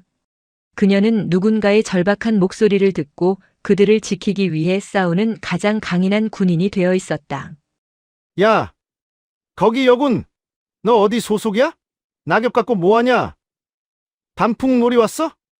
제5보병사단 제36여 단장 강태영 대령은 위병소 외곽에서 낙엽을 쓸던 익명의 여군을 향해 계급적 경멸이 담긴 폭언을 퍼붓고는 자신의 검은 관용차에 유유히 올라 여단장실로 사라졌습니다.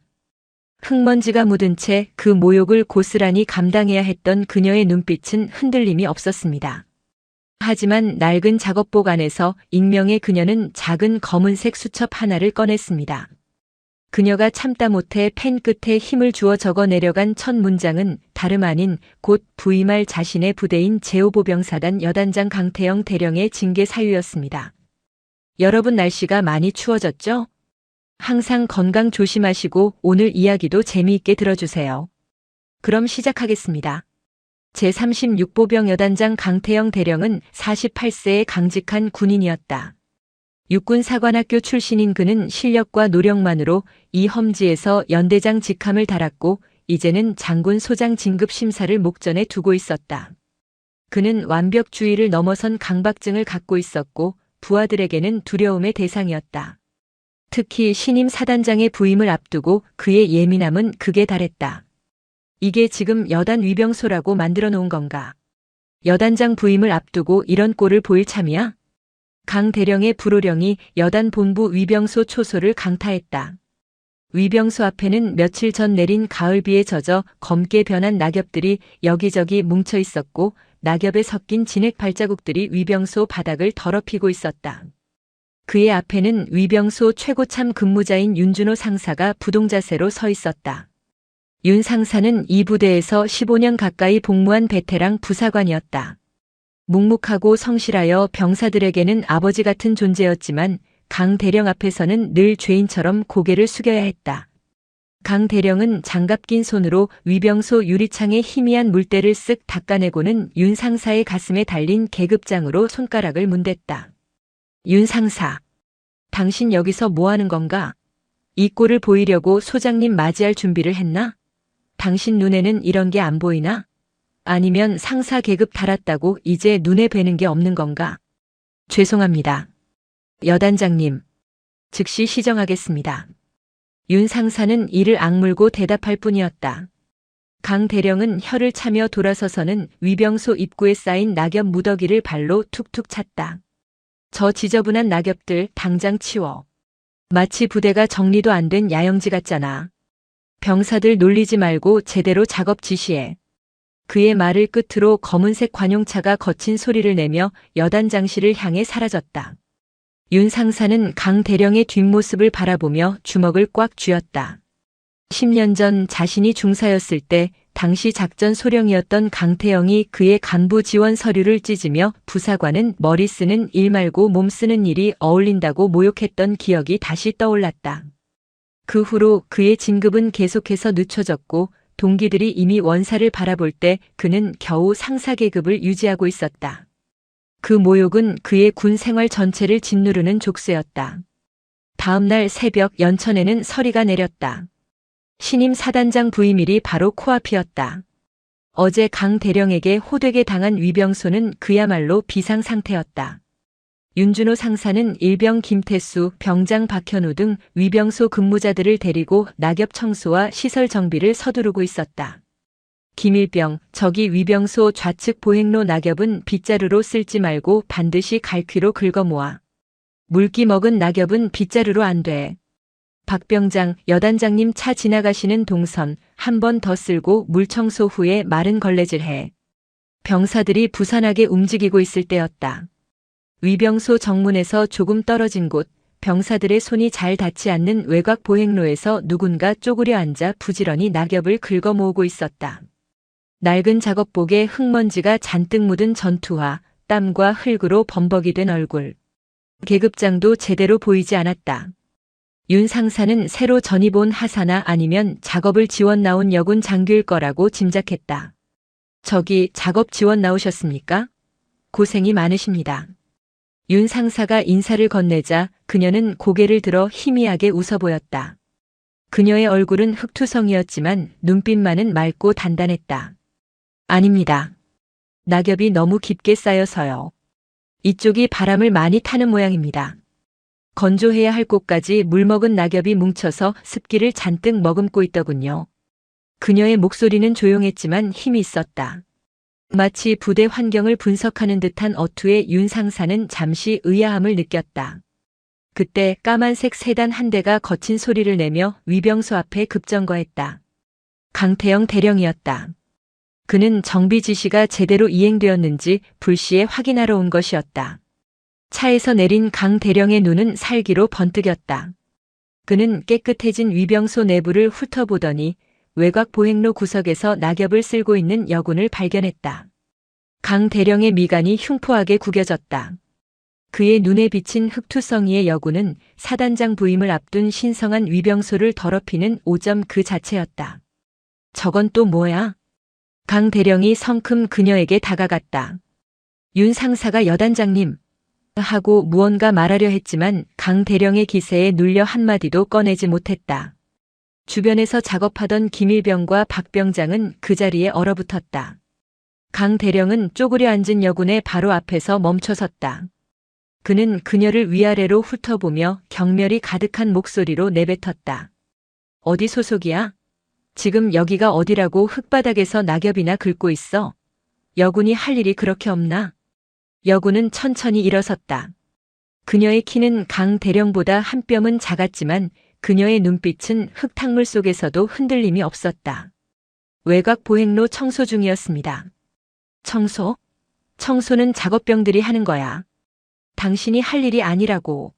어디서 인사고과나 채우려고 공짜로 봉사하는 신용이나 하는지는 몰라도 여기가 당신 놀이터인 줄 알아? 소장님 오시는 길목에 재수없게 흙칠갑을 하고 얼쩡거려. 그의 목소리는 위병소 전체에 울려 퍼졌다. 병사들은 숨도 제대로 쉬지 못했다. 당장 여기서 꺼져. 보기 싫으니까. 할 일이 그렇게 없으면 저기 가서 화단에 꽃이나 심던가. 여군들은 그런 거 잘하잖아. 충격적인 모욕이었다. 그것은 단순한 질책이 아니었다. 여군이라는 존재 자체에 대한 혐오와 무시, 그리고 계급과 지위에 대한 오만함이 담긴 폭언이었다. 윤 상사의 주먹이 부르르 떨렸다. 10년 전 자신이 당했던 모욕이 오버랩되었다. 하지만 그는 상사였다. 대령에게 감히 맞설 수 없는 하급 부사관이었다. 여군은 아무 말도 하지 않았다.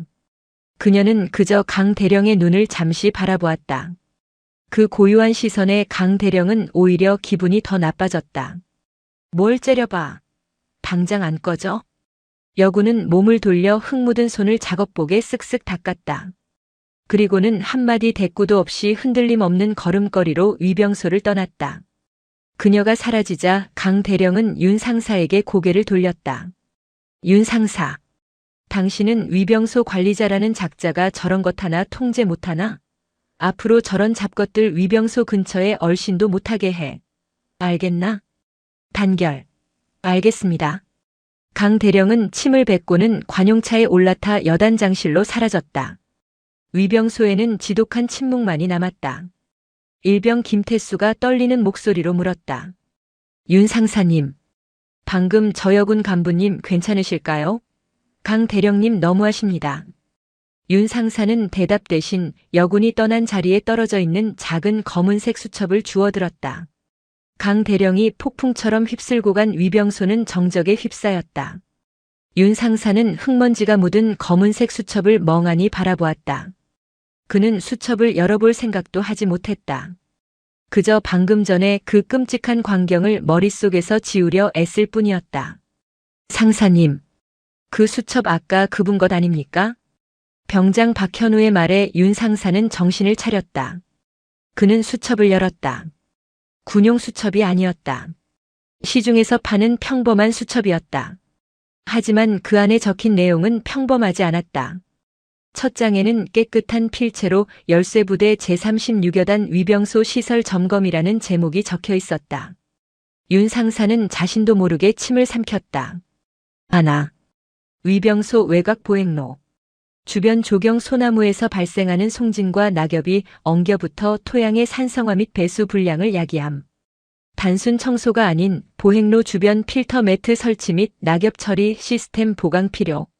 둘. 통신선 피복 노후화 심각. 지중화가 시급하나 예산 문제 시 신규 광 케이블 포설 및 절연 테이프 대신 특수 보호 자재로 교체해야 함. 현 상태로는 우천시 감청 및 혼선 가능성 상존. 셋. 검문소 차량 동선. 민원인 차량과 작전 차량 동선 중복. 즉각 분리 조치 요망. 특히 경계 작전 인원의 이동 동선과 겹쳐 사고 위험 상존. 윤 상사는 수첩을 읽어 내려갈수록 손이 떨리기 시작했다. 이것은 갓 임관한 하사나 지원 나온 장교가 쓸 수 있는 수준의 메모가 아니었다. 부대 전체의 안전과 효율성을 꿰뚫어보는 수십 년의 경험과 날카로운 통찰력을 가진 최상급 지휘관의 시각이었다. 윤 상사님, 뭐라고 적혀 있습니까? 김일병의 물음에 윤 상사는 황급히 수첩을 닫아 전투복 주머니 깊숙이 밀어넣었다. 아무것도 아니다. 너희는 오늘 본 것, 들은 것 전부 잊어라. 강 대령님 심기 건드려서 좋을 거 하나 없다. 하지만 아까 그 여군의 고요한 눈빛과 수첩의 내용이 그의 심장을 미친 듯이 요동치게 만들었다. 그는 10년 전 강 소령이 자신의 서류를 찢으며 머리가 아니라 몸으로 일하는 타입이라고 내뱉었던 말을 떠올렸다. 그리고 오늘 강 대령은 상상할 수 없을 만큼 잔인한 방식으로 한 여군을 모욕했다. 그날 밤 윤 상사는 잠을 이루지 못했다. 그는 주머니 속 수첩을 만지작거렸다. 이 수첩의 주인은 누구일까? 그리고 그녀는 왜 자신의 신분을 밝히지 않고 그 모욕을 당하고만 있었을까? 만약에 그 여군이 사단장 소장과 관련이 있는 상상조차 할 수 없는 높은 사람이라면 그 같은 시각 강태영 대령은 자신의 관사에서 흡족한 미소를 지으며 위스키 잔을 기울이고 있었다. 그는 오늘 위병소에서 벌인 일을 조금도 후회하지 않았다. 오히려 잘했다고 생각했다. 군기는 사소한 것에서 시작된다. 사단장 부임이라는 중대한 행사를 앞두고 흙탕물이나 뒤집어 쓴 여군이 얼쩡거리는 것 자체가 군기문란이었다. 그는 새로 부임하는 사단장이 여성이라는 소문을 떠올렸다. 국방부에서 정치적인 이유로 무리하게 여성 장군을 만들었고 그 첫 번째 실험 대상으로 열쇠부대가 선택되었다는 흉한 소문이었다. 하필이면 왜 우리 부대야? 강 대령은 위스키를 한 번에 털어넣었다. 그의 마음속에는 실력으로 여기까지 올라왔다는 자부심과 정치로 쉽게 장군 계급을 다는 이들에 대한 경멸이 뒤섞여 있었다. 그는 내일 있을 취임식에서 그 정치적 사단장에게 제36보병여단의 완벽한 군기를 보여줄 생각에 오히려 투지가 불타올랐다. 강 대령은 여단 핵심 참모들을 모두 불러 모아 저녁 식사를 겸한 회의를 소집했다. 장소는 여단장실 옆에 딸린 작은 접견실이었다. 작전 참모인 김소령, 인사 참모인 박대위 등 핵심 참모들이 긴장한 표정으로 강 대령의 입만 바라보고 있었다. 들었겠지. 내일 모레 취임하는 사단장이 여자라는 거. 강 대령이 술잔을 채우며 입을 열었다. 좌중은 숨을 죽였다. 내가 군생활 20년 넘게 하면서 별걸 다 보지만 이런 코미디는 또 처음이야. 특수전 부대 출신에서 총 좀 쐈다고 일개 사단을 지휘할 수 있다고 생각하는 건가? 노골적인 비하였다. 작전 참모인 김소령이 조심스럽게 입을 열었다. 여단장님. 그래도 듣기로는 실전 경험이 어마어마한 분이라고. 실전? 김소령, 자네가 말하는 실전이 뭔데? 테러범 몇 명 소총으로 쏴 죽이는 게 실전인가? 여기는 열세부대야. 수만 명의 병력을 움직여서 적이 북쪽 놈들이랑 전면전을 치러야 하는 곳이라고. 이건 소꿉 장난이 아니야. 강 대령은 술잔을 테이블에 3개 내려놓았다. 결국 정치로 단 계급이야.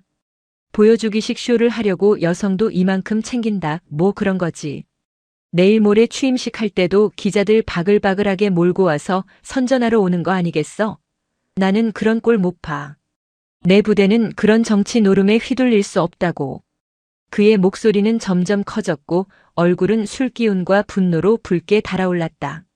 어디서 듣도 보도 못한 여자가 내 머리 위에 앉아서 이래라 저래라 하는 꼴 나는 절대 못 본다 이 말이야. 제36여단은 내가 책임진다. 그 사단장이 무슨 쇼를 하든 우리는 우리 방식대로 간다. 참모들은 그저 단결. 여단장님. 이라고 대답할 뿐이었다. 하지만 그들의 표정은 굳어 있었다. 특히 김소령은 강 대령의 저런 오만하고 독선적인 태도가 언젠가 큰 화를 부를 것이라 생각했지만 그 역시 강 대령의 그늘 아래 있는 한 침묵할 수밖에 없었다. 이 끔찍한 대화는 접견실 밖에서 대기하던 여단장 당번병 상병의 귀에 고스란히 들어가고 있었다. 이 당번병은 하필이면 위병소 근무를 서는 김일병의 동기였다. 그날 밤 당번병은 생활관으로 돌아와 김일병에게 오늘 들은 이야기를 조심스럽게 털어놓았다. 김일병, 너 오늘 위병소에서 강 대령님한테 깨진 그 여군 간부님 말이야. 혹시 왜 뭐 하는 분인지 알아? 아니, 그냥 강 대령님이 오늘 저녁에 신임 사단장님 욕을 엄청 하시더라고. 정치적 쇼라느니 여자라느니. 느낌이 좀 이상해서 그래. 김일병은 낮에 겪었던 일을 떠올렸다. 그 모욕을 당하고도 고요했던 여군의 눈빛, 그리고 윤 상사가 황급히 챙겨 넣던 그 검은색 수첩. 불길한 예감이 김일병의 머릿속을 스쳤다. 다음 날 김일병은 이 사실을 윤준호 상사에게 보고했다.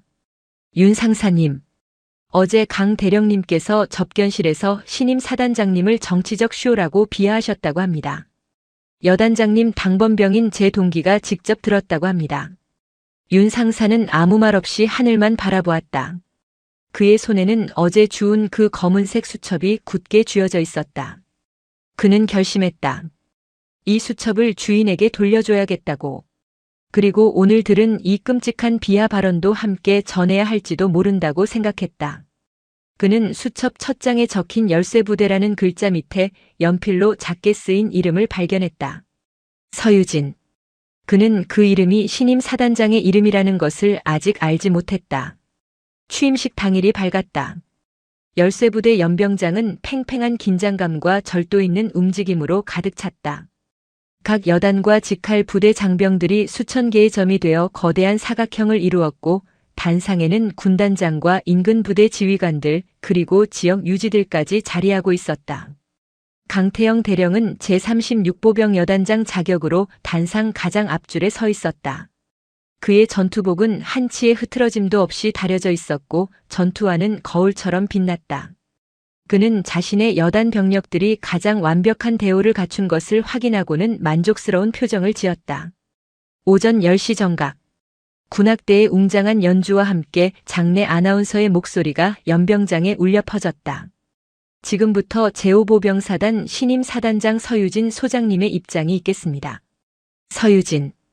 그 이름을 듣는 순간 단상 아래 위병소 근무를 마치고 도열해 있던 윤준호 상사의 심장이 쿵 하고 내려앉았다. 그는 주머니 속 검은색 수첩을 움켜쥐었다. 강 대령은 서유진이라는 이름이 꽤 여성스럽다고 생각하며 헛웃음을 삼켰다. 그리고 그는 단상으로 걸어 나오는 신임 사단장을 보기 위해 고개를 돌렸다. 그의 시야에 한 여군이 들어왔다. 단정하게 차려입은 정복 어깨에는 선명한 소장 계급장이 빛나고 있었다. 그리고 그 얼굴. 강 대령의 호흡이 멎었다. 온몸에 피가 차갑게 식어버리는 것 같았다. 이틀 전 자신의 위병소 앞에서 흙탕물을 뒤집어 쓴 채 쪼그려 앉아 낙엽을 긁어 모으고 있던 자신이 어디서 굴러먹던 여군이냐고 꽃이나 심으라고 모욕했던 바로 그 여자였다. 강 대령의 눈이 공포로 흔들렸다. 그는 자신도 모르게 뒷걸음질 치려 했지만 발이 바닥에 붙어버린 듯 움직이지 않았다. 서유진 소장은 수천 명의 시선을 받으며 당당하게 단상 중앙으로 걸어 나왔다. 그녀는 군단장에게 거수 경례를 붙이고 부대 지휘권을 상징하는 부대기를 건네받았다. 그리고 마이크 앞에 섰다. 그녀는 연병장을 가득 메운 장병들을 천천히 둘러보았다. 그녀의 시선이 단상 앞줄에 서 있는 강태영 대령에게 잠시 머물렀다. 강 대령은 그 시선을 피하고 싶었지만 거대한 자석에 이끌린 쇠붙이처럼 눈을 뗄 수 없었다.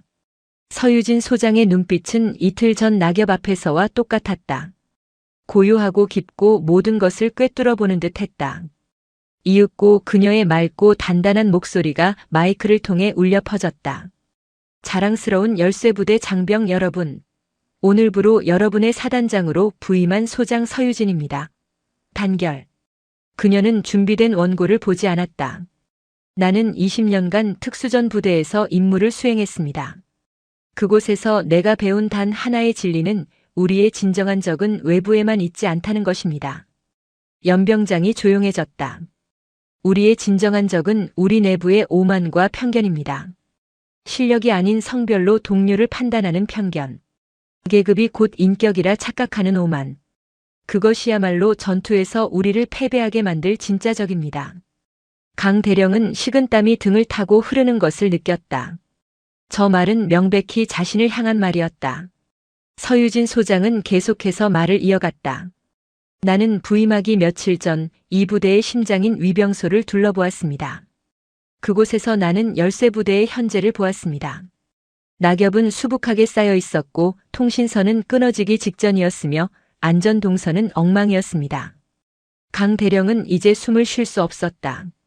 하지만 그보다 더 심각하게 막히고 끊어져 있었던 것은 지휘관과 부하들 사이의 소통이었습니다. 나는 오늘부로 그 막힌 낙엽 청소부터 나의 임무를 시작하겠습니다. 낡은 통신선을 교체하는 것에서부터 열쇠부대의 새로운 역사를 시작하겠습니다. 그녀는 연설 내내 단 한 번도 강태영 대령을 직접 쳐다보지 않았다. 하지만 그 자리에 있는 모든 지휘관들은, 특히 강 대령의 참모들은 그 연설이 누구를 겨냥한 것인지 똑똑히 알 수 있었다. 취임식이 끝나고 서유진 소장은 단상의 지휘관들과 일일이 악수를 나누었다. 마침내 그녀가 강태영 대령 앞에 섰다. 강 대령은 경직된 동작으로 거수 경례를 붙였다. 단결. 제36보병 여단장 대령 강태영입니다. 그의 목소리는 형편없이 갈라져 나왔다. 서유진 소장은 그의 경례를 받으며 그의 손을 잡았다. 그녀의 손은 작았지만 그를 짓누르는 악력은 그가 평생 느껴본 적 없는 무게였다. 강 대령. 제36여단 위병소 관리가 아주 인상적이었습니다. 그녀는 희미한 미소를 지으며 말했다. 조만간 여단 외곽 보행로 낙엽 처리 상태를 직접 확인하러 가겠습니다. 그때 봅시다. 신임 사단장과의 첫 공식 대면은 지옥 그 자체였다. 서 소장이 주재하는 첫 번째 지휘관 회의실의 공기는 얼음장처럼 차가웠다. 강 대령은 회의 내내 가시방석에 앉은 듯 했다. 서 소장은 각 부대 현황 보고를 받으면서 유독 제36여단 사안에 대해서는 송곳 같은 질문을 던졌다. 강 대령. 보고서에 의하면 36여단 전투 준비 태세는 완벽하군요. 단결. 네. 사단장님. 언제든 싸워 이길 준비가 되어 있습니다. 그래요? 그런데 내가 위병소에서 본 바로는 당장 비만 조금 더 와도 통신이 두절될 것 같던데 통신도 없이 어떻게 싸워 이길 준비를 한다는 겁니까? 그 통신선 점검을 대령인 내가 직접 낙엽 쓸다가 확인해야 하는 수준이었습니까? 그것은 즉각 시정 조치하도록 하겠습니다. 즉각이 언제입니까? 내가 이미 며칠 전에 문제점을 확인했는데 강 대령은 아직 보고도 못 받았습니까? 아니면 보고를 받고도 묵살한 겁니까? 강 대령의 얼굴이 불그락푸르락 달아올랐다.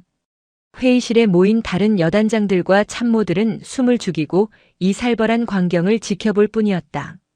회의가 끝나고 강 대령은 도망치듯 여단장실로 돌아왔다. 그는 문을 걸어 잠그고 책상을 주먹으로 내리쳤다. 젠장, 젠장, 젠장. 그는 자신이 모욕했던 여군이 사단장이라는 사실보다 그 사단장이 자신을 철저히 무시하고 공개적으로 망신을 주었다는 사실에 더 큰 굴욕감과 분노를 느꼈다. 감히 나를 건드려? 좋아. 어디 한번 해보자 이거지. 한편 윤준호 상사는 깊은 고뇌에 빠졌다. 그는 취임식이 끝난 직후 사단장실 비서실을 통해 서유진이라는 이름이 적힌 수첩을 조심스럽게 전달했다. 그리고 그는 결심을 내려야 했다. 강태영 대령의 만행을 이대로 덮어야 할 것인가, 아니면 이 기회에 10년 묵은 원한과 위병소에서 벌어진 모든 진실을 밝혀야 할 것인가. 그는 위병소 근무를 함께 섰던 김일병과 박 병장을 불렀다. 너희 그날 위병소에서 있었던 일 전부 기억하나? 특히 강 대령님이 그 여군 간부님에게 했던 말들. 단결. 윤 상사님. 똑똑히 기억합니다. 낙엽이나 쓸라는 말도 재수 없다는 말도 전부요. 만약 감찰실에서 너희에게 그날의 진실을 묻는다면 사실대로 말할 수 있겠나? 상대는 강 대령님이다. 너희 남은 군 생활이 지옥이 될 수도 있다는 것을 의미한다. 김일병과 박 병장은 잠시 망설였다. 일개 병사가 여단장을 상대로 증언을 한다는 것은 불가능에 가까운 일이었다. 윤 상사님. 저희는 윤 상사님을 믿습니다. 그리고 그날 그 여군 간부님은 지금 우리 사단장님이십니다. 강 대령님이 잘못하신 게 맞습니다. 박 병장의 확고한 대답에 윤 상사는 결심을 굳혔다. 그는 10년 동안 고이 간직해왔던 빛바랜 서류 봉투를 꺼냈다. 그 안에는 10년 전 강 소령이 부적합 판정을 내렸던 자신의 인사기록 카드 사본과 당시 동료들의 긍정적인 평가서가 들어있었다. 윤 상사는 밤을 새워 진정서를 작성했다. 1. 10년 전 강 소령의 직권 남용으로 인한 부당 인사불이익 사건. 2. 며칠 전 위병소에서 벌어진 신임 사단장에 대한 모욕 사건. 3. 강 대령이 접견실에서 참모들을 모아놓고 신임 사단장을 정치적 쇼라고 비하한 상관 모독 사건. 그는 두 사건의 목격자와 증거들을 꼼꼼하게 적어 내려갔다. 다음 날 아침 윤준호 상사는 사단 감찰실의 문을 두드렸다. 사단 감찰실장 오세연 대령은 윤준호 상사가 제출한 진정서를 읽고 책상에서 벌떡 일어났다. 오 대령은 육군사관학교 출신의 원칙주의자로 군 내부의 부조리를 척결해야 한다는 사명감이 투철한 인물이었다. 진정서의 내용은 그야말로 메가톤급 폭탄이었다. 윤 상사. 이 진정서의 모든 내용이 단 하나도 빠짐없이 사실인가? 단결. 감찰실장님. 제 군생활 전부를 걸고 맹세합니다. 위병소 모욕 사건을 목격한 병사들의 진술을 확보할 수 있나? 강태영 대령이 어떤 사람인지 나도 잘 아네. 병사들이 겁을 먹고 입을 닫아버리면 아무 소용이 없어. 제가 책임지고 그 병사들의 신변을 보호하고 진술을 받아내겠습니다. 그들 역시 그날의 부당함을 똑똑히 목격했습니다. 오세연 대령은 즉각 서유진 사단장에게 직보했다. 서 소장은 진정서를 꼼꼼히 읽어내려갔다. 그녀는 윤준호라는 이름이 낯설지 않았다. 바로 자신이 위병소에서 잃어버렸던 검은색 수첩을 비서실을 통해 돌려준 그 부사관이었기 때문이다. 사단장님, 이 사건 어떻게 처리하시겠습니까?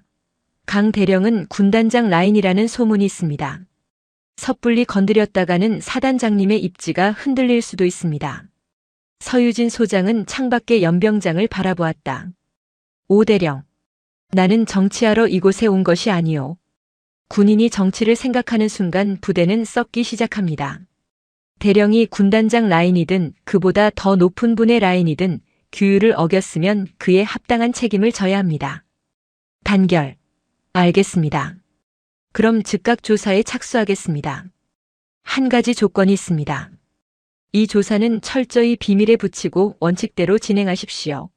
내가 개입했다는 인상을 주어서는 안 됩니다. 이것은 나의 개인적인 복수가 아니라 열쇠부대의 무너진 군기를 바로 세우는 과정이어야 합니다. 명심하십시오. 감찰실의 조사는 물밑에서 신속하고 은밀하게 진행되었다. 오 대령은 가장 먼저 윤 상사가 지목한 김일병과 박 병장을 안전한 장소로 불러 개별 면담을 진행했다. 윤 상사가 미리 그들의 심리적 안정을 돕고 설득한 덕분에 두 병사는 떨리는 목소리로 그날 위병소에서 강 대령이 내뱉었던 폭언들을 하나도 빠짐없이 진술했다. 정말로 어디서 굴러먹던 여군이라는 표현을 썼나? 단결. 네. 그렇습니다. 재수없다, 꽃이나 심어라는 말도 똑똑히 들었습니다. 병사들의 진술은 구체적이었고 두 사람의 말이 정확히 일치했다. 다음 단계는 강 대령의 상관 모독 발언이었다. 감찰실은 여단장실 당번병의 동선을 파악하고 그날 저녁 식사에 배석했던 참모들을 소환했다. 처음에는 모두가 입을 굳게 닫았다. 여단장에게 불리한 진술을 하는 것은 곧 자신의 군생활을 거는 도박이었기 때문이다.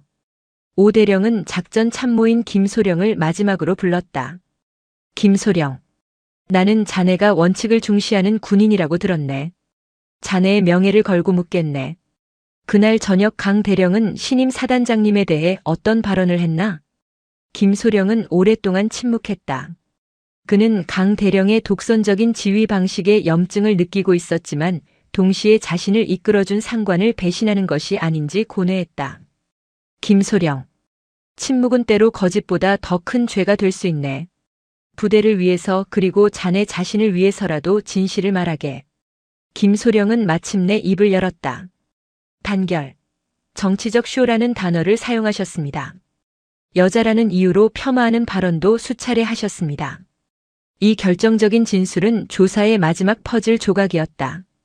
오세연 대령은 마지막으로 윤 상사의 10년 전 인사 기록을 검토했다. 명백한 부당함이었다. 당시의 동료 부사관들과 장교들의 평가서까지 확보하자 강태영이라는 인물의 오만과 독선이 어제 오늘의 일이 아니었음이 명백해졌다. 모든 증거가 확보되었다. 병사들의 진술, 핵심 참모의 증언, 그리고 과거의 인사비리 자료까지. 강태영 대령을 올까맬 그물은 촘촘하게 짜였다. 강태영 대령은 감찰실의 조사가 자신을 향하고 있다는 것을 까맣게 모르고 있었다. 그는 서유진 사단장이 자신을 공개적으로 망신 준 것에 대한 분노로 오히려 더 맹렬하게 제36여단 병사들을 쥐어짜고 있었다. 사단장이 여자라고 부대 전체가 계집애들처럼 빠져가지고 정신 똑바로 차려. 여기서 진짜 군인은 나 하나뿐인 것 같으니까. 그의 오만은 하늘을 찔렀다. 그는 서유진 사단장이 자신에게 감히 손대지 못할 것이라 확신했다. 자신은 실력으로 증명된 최고의 여단장이었고 군단장 역시 자신을 신임하고 있었기 때문이다.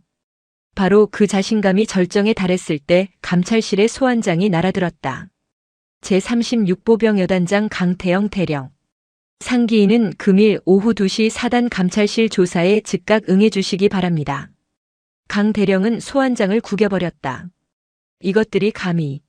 오세현이 저 육사 동기가 드디어 미쳤군. 사단장한테 잘 보이려고 충성 경쟁이라도 하는 건가? 그는 당당하게 감찰실 문을 열고 들어갔다. 오 대령, 이게 무슨 무리한 짓인가? 내가 지금 얼마나 바쁜지 알면서 이런 종이 쪼가리 하나로 여단장을 호출해. 오세연 대령은 차가운 표정으로 그를 맞았다. 강 대령, 앉으시죠. 무리한 짓이 아니길 바란다면 지금부터 내 질문에 성실히 답하셔야 할 겁니다. 조사실에는 팽팽한 긴장이 흘렀다.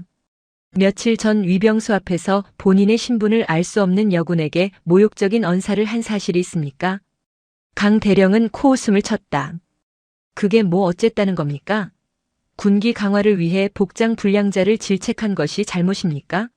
나는 여단장으로서 당연히 해야 할 일을 한 겁니다. 그럼 어디서 굴러먹던 여군, 재수없다. 꽃이나 심어라 같은 발언도 여단장의 임무에 포함됩니까? 강 대령의 얼굴이 순간 굳었다. 누가 그런 헛소리를 하는 겁니까? 증거 있어? 증거는 여기 있습니다. 오 대령은 책상 위 서류철을 툭툭 쳤다. 당시 현장에 있던 김일병과 박 병장의 진술서입니다. 두 병사의 진술이 토시 하나 틀리지 않고 일치하는군요. 겨우 일개 사병놈들 말을 믿고 지금 현역 대령을 겁박하는 겁니까? 그럼 이것도 보시죠. 오 대령은 다음 서류를 넘겼다. 여단 참모들과의 식사 자리에서 신임 사단장님을 정치적 쇼라고 비하하고 여자라는 이유로 폄하 발언을 한 사실이 있습니까? 강 대령은 심장이 철렁했다. 그건 사적인 자리에서 편하게 나눈 이야기일 뿐입니다. 그걸 문제 삼는 건 사적인 자리든 공적인 자리든 군인 복무기본법 제22조 상관 모독죄에 해당한다는 건 강 대령이 더 잘 알 텐데요. 당시 배석했던 김소령의 진술서도 확보되어 있습니다. 강 대령은 김소령이라는 말에 눈이 뒤집혔다. 그 자식이 감히 나를 배신해. 배신이 아닙니다. 진실을 말한 것뿐이죠. 오세연 대령은 마지막 서류를 강 대령 앞에 던졌다. 그것은 10년 전 윤준호 중사의 인사기록 카드였다. 마지막으로 묻겠습니다. 10년 전 당시 윤준호 중사의 참모 지원을 막고 부당하게 인사불이익을 준 사실이 있습니까? 여기 당시 강소령님의 부적합 의견서와 다른 모든 지휘관들의 적합 의견서가 함께 있습니다. 왜 강 대령님만 반대했는지 합당한 이유를 설명해 보시죠. 강 대령은 그제야 모든 것이 덫이었음을 깨달았다. 위병소의 그 여군, 윤준호 상사, 그리고 김소령까지. 모든 것이 치밀하게 계획된 함정이었다. 하지만 그는 자신이 무엇을 잘못했는지 끝까지 인정하지 않았다. 내가 틀렸다고 생각하나? 나는 부대를 위해 최선을 다했을 뿐이다. 무능한 것들은 속가내고 군기를 바로 세우려고 했을 뿐이라고. 그것이 오만과 편견 그리고 직권 남용이라는 생각은 안 해보셨습니까? 오 대령은 자리에서 일어났다. 강태영 대령. 당신의 모든 혐의는 명백하며 증거는 차고 넘칩니다. 조사는 이것으로 마치겠습니다. 곧 징계위원회가 소집될 겁니다.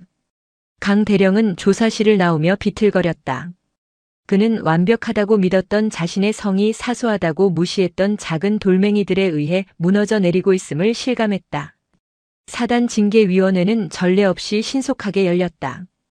강태영 대령의 혐의는 단순한 모욕이나 비하 발언을 넘어 상습적인 직권 남용과 부하에 대한 부당 대우 그리고 상관 모독이라는 중죄에 해당했다. 군단장 라인이라는 그의 방패막이도 서유진 사단장이 직접 챙기는 군기 확립 사건 앞에서는 아무런 힘을 발휘하지 못했다. 징계위원회는 강태영 대령에게 최고 수위의 징계를 결정했다. 1. 제36보병 여단장 보직 즉각 해임. 2. 예정되어 있던 장군 진급 심사 대상에서 영구 제외. 3. 육군 보병학교 정책연구관으로 전출 조치. 정책연구관이라는 직함은 그럴듯해 보였지만 군 내부에서는 사실상 좌천을 의미하는 아무런 실권도 명예도 없는 한직이었다. 20년간 오직 실력 하나로 장군 계급을 달기 위해 달려왔던 강 대령에게는 사형 선고나 다름없었다. 모든 것이 끝났다. 강 대령은 텅 빈 여단장실에서 홀로 짐을 꾸렸다. 그토록 자랑스러워했던 수많은 표창장과 기념패들이 지금은 그저 쓰레기처럼 보였다. 그의 방에는 아무도 찾아오지 않았다. 그를 따르던 참모들도 그가 쥐어짠 부하들도 모두 그에게 등을 돌렸다. 그때 여단장실 문이 조용히 열렸다. 서유진 사단장이었다. 강 대령은 차마 그녀의 얼굴을 쳐다볼 수 없었다. 그는 고개를 숙인 채 경례조차 올리지 못했다. 서유진 소장은 책상 위에 놓인 정책연구관 발령 공문서를 말없이 바라보았다. 강 대령. 그녀의 조용한 목소리가 방을 울렸다. 나는 그날 위병소에서 당신에게 개인적인 모욕감을 느끼지 않았습니다. 만약 그랬다면 나는 당신을 이런 식으로 처리하지 않았을 겁니다. 강 대령이 고개를 들었다. 무슨 뜻입니까? 나는 당신의 눈에서 한 인간에 대한 존중이 아니라 오직 자신의 성공을 위해 타인을 짓밟는 오만함을 보았습니다. 그리고 나는 확신했습니다. 저런 지휘관 아래는 그 어떤 부하도 행복할 수 없다는 것을, 저런 지휘관이 이끄는 부대는 전투에서 결코 승리할 수 없다는 것을. 서 소장은 강 대령에게 다가와 그의 어깨에 달린 대령 계급장을 바라보았다. 군복의 무게는 계급장의 무게가 아닙니다. 강 대령. 그 계급장을 달기까지 함께한 부하들의 신뢰와 그들의 생명을 책임져야 하는 무거움입니다. 당신은 그 무게를 한 번이라도 느껴본 적이 있습니까? 강 대령은 아무 대답도 하지 못했다. 보병학교로 가거든 처음부터 다시 배우십시오. 계급장이 아니라 사람이 먼저라는 것을. 그것이 내가 당신에게 주는 마지막 기회입니다. 서유진 소장은 경례도 받지 않고 돌아섰다. 강 대령은 그녀가 떠난 자리에 주저앉아 난생 처음으로 소리내어 울었다. 그것은 분노의 울음도 억울함의 울음도 아니었다. 자신의 오만했던 과거가 송두리째 무너져 내리는 절망의 울음이었다. 며칠 후 강태영 대령은 아무도 모르게 열쇠부대를 떠났다. 그리고 윤준호 상사는 10년 만에 처음으로 감찰실로부터 자신의 인사기록이 정당하게 재검토될 것이라는 통보를 받았다. 위병소의 김일병과 박 병장은 사단장 표창과 함께 조기 진급의 영예를 안았다. 열쇠부대에 막혔던 소통의 배수로는 그렇게 뚫리기 시작했다. 시간이 흘러 겨울이 찾아왔다. 전라남도 장성에 위치한 육군 보병학교는 연천의 살을 애는 듯한 추위와는 다른 온화하지만 스산한 기운이 감돌았다. 강 대령은 정책연구관이라는 이름이 붙은 작은 독방 같은 연구실에서 의미 없는 서류들만 뒤적이고 있었다. 그에게 말을 거는 사람은 아무도 없었다. 그는 한때 최전방 여단을 호령하던 대령이었지만 지금은 그저 보직 해임된 문제아일 뿐이었다. 그는 모든 것을 잃었다. 명예도 권력도 그리고 그토록 집착했던 장군 계급에 대한 꿈도. 절망의 나날을 보내던 어느 날 그는 창밖으로 훈련을 받고 있는 신임 소위들을 보게 되었다. 갓 임관하여 모든 것이 서툴고 어설픈 병아리 같은 장교들이었다. 그들은 훈련 교관의 불호령에 안절부절 못하며 실수를 연발하고 있었다. 소위 김민석, 자네는 독도법 시간에 잠만 잤나? 지도 하나 제대로 못 읽어서 부하들을 다 죽일 셈인가? 강 대령은 그 모습을 보며 쓴웃음을 지었다. 10년 전, 20년 전의 자신의 모습이 떠올랐다. 완벽해야 한다는 강박, 실수하면 끝장이라는 두려움. 그날 저녁 그는 식당에서 혼자 밥을 먹고 있는 소위 김민석을 발견했다. 다른 동기들은 시끄럽게 떠들고 있었지만 김소희는 풀이 죽어 밥알만 새고 있었다. 강 대령은 자신도 모르게 식판을 들고 그의 맞은편에 앉았다. 김소희는 맞은편에 앉은 사람이 대령이라는 사실에 화들짝 놀라 숟가락을 떨어뜨렸다. 단결. 대령님, 식사 맛있게 하십시오. 그래. 편하게 먹게. 강 대령이 밥을 먹으며 무심하게 물었다. 아까 보니까 독도법 때문에 고생하는 것 같던데. 네. 제가 산악지형에 약해서 그런지 등고선이 눈에 잘 안 들어옵니다. 죄송합니다. 죄송할 것 없어. 처음부터 잘하는 사람이 어디 있나. 강 대령은 자신이 이런 말을 하고 있다는 사실에 스스로도 놀랐다. 나도 처음엔 그랬어. 지도 들고 산에서 사흘 밤낮을 헤맨 적도 있지. 그는 숟가락을 놓고 김소희에게 자신이 겪었던 실수담을 천천히 이야기해 주었다. 어떻게 길을 잃었고 어떻게 밤새 추위에 떨었는지 그리고 어떻게 다시 지도를 읽는 법을 깨우쳤는지. 그의 이야기는 교과서에 나오는 딱딱한 이론이 아니었다. 김소희는 눈을 반짝이며 그의 이야기에 빠져들었다. 그럼 대령님도 실수를 하셨단 말입니까? 실수? 실수투성이었지. 지금도 하고 있고. 강 대령은 쓴웃음을 지었다. 그는 김소희에게 냅킨을 한 장 뽑아주며 그 위에 간단하게 등고선 읽는 법을 그려주었다. 중요한 건 실수를 안 하는 게 아니야, 김소희. 실수를 인정하고 다시 일어나는 법을 배우는 거지. 그리고 절대로 내 부하들 앞에서 오만한 모습을 보이지 말게. 지휘관의 오만은 부하들의 피를 부른다네. 그날 이후 강 대령은 달라졌다. 그는 연구실에 틀어박혀 있는 대신 훈련장으로 나갔다. 그는 자신의 20년 경험을 교관처럼 가르치는 것이 아니라 선배로서 먼저 실수를 겪어본 사람으로서 젊은 소위들에게 조언을 아끼지 않았다. 그의 주변으로 사람들이 모여들기 시작했다. 그의 조언을 듣기 위해, 그의 경험을 배우기 위해.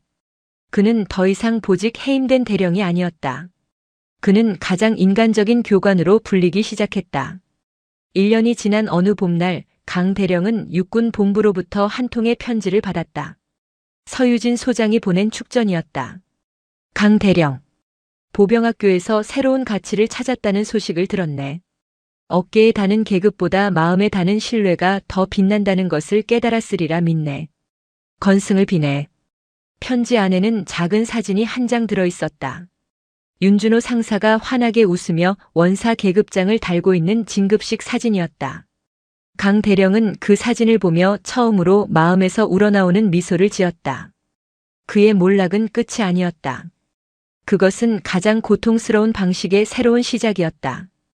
오늘 사연 모음집의 이야기 어떠셨나요? 구독과 좋아요, 그리고 당신은 어디서 보고 계신지 댓글로 남겨주세요. 여러분의 응원이 사연 모음집에는 큰 힘이 됩니다. 감사합니다.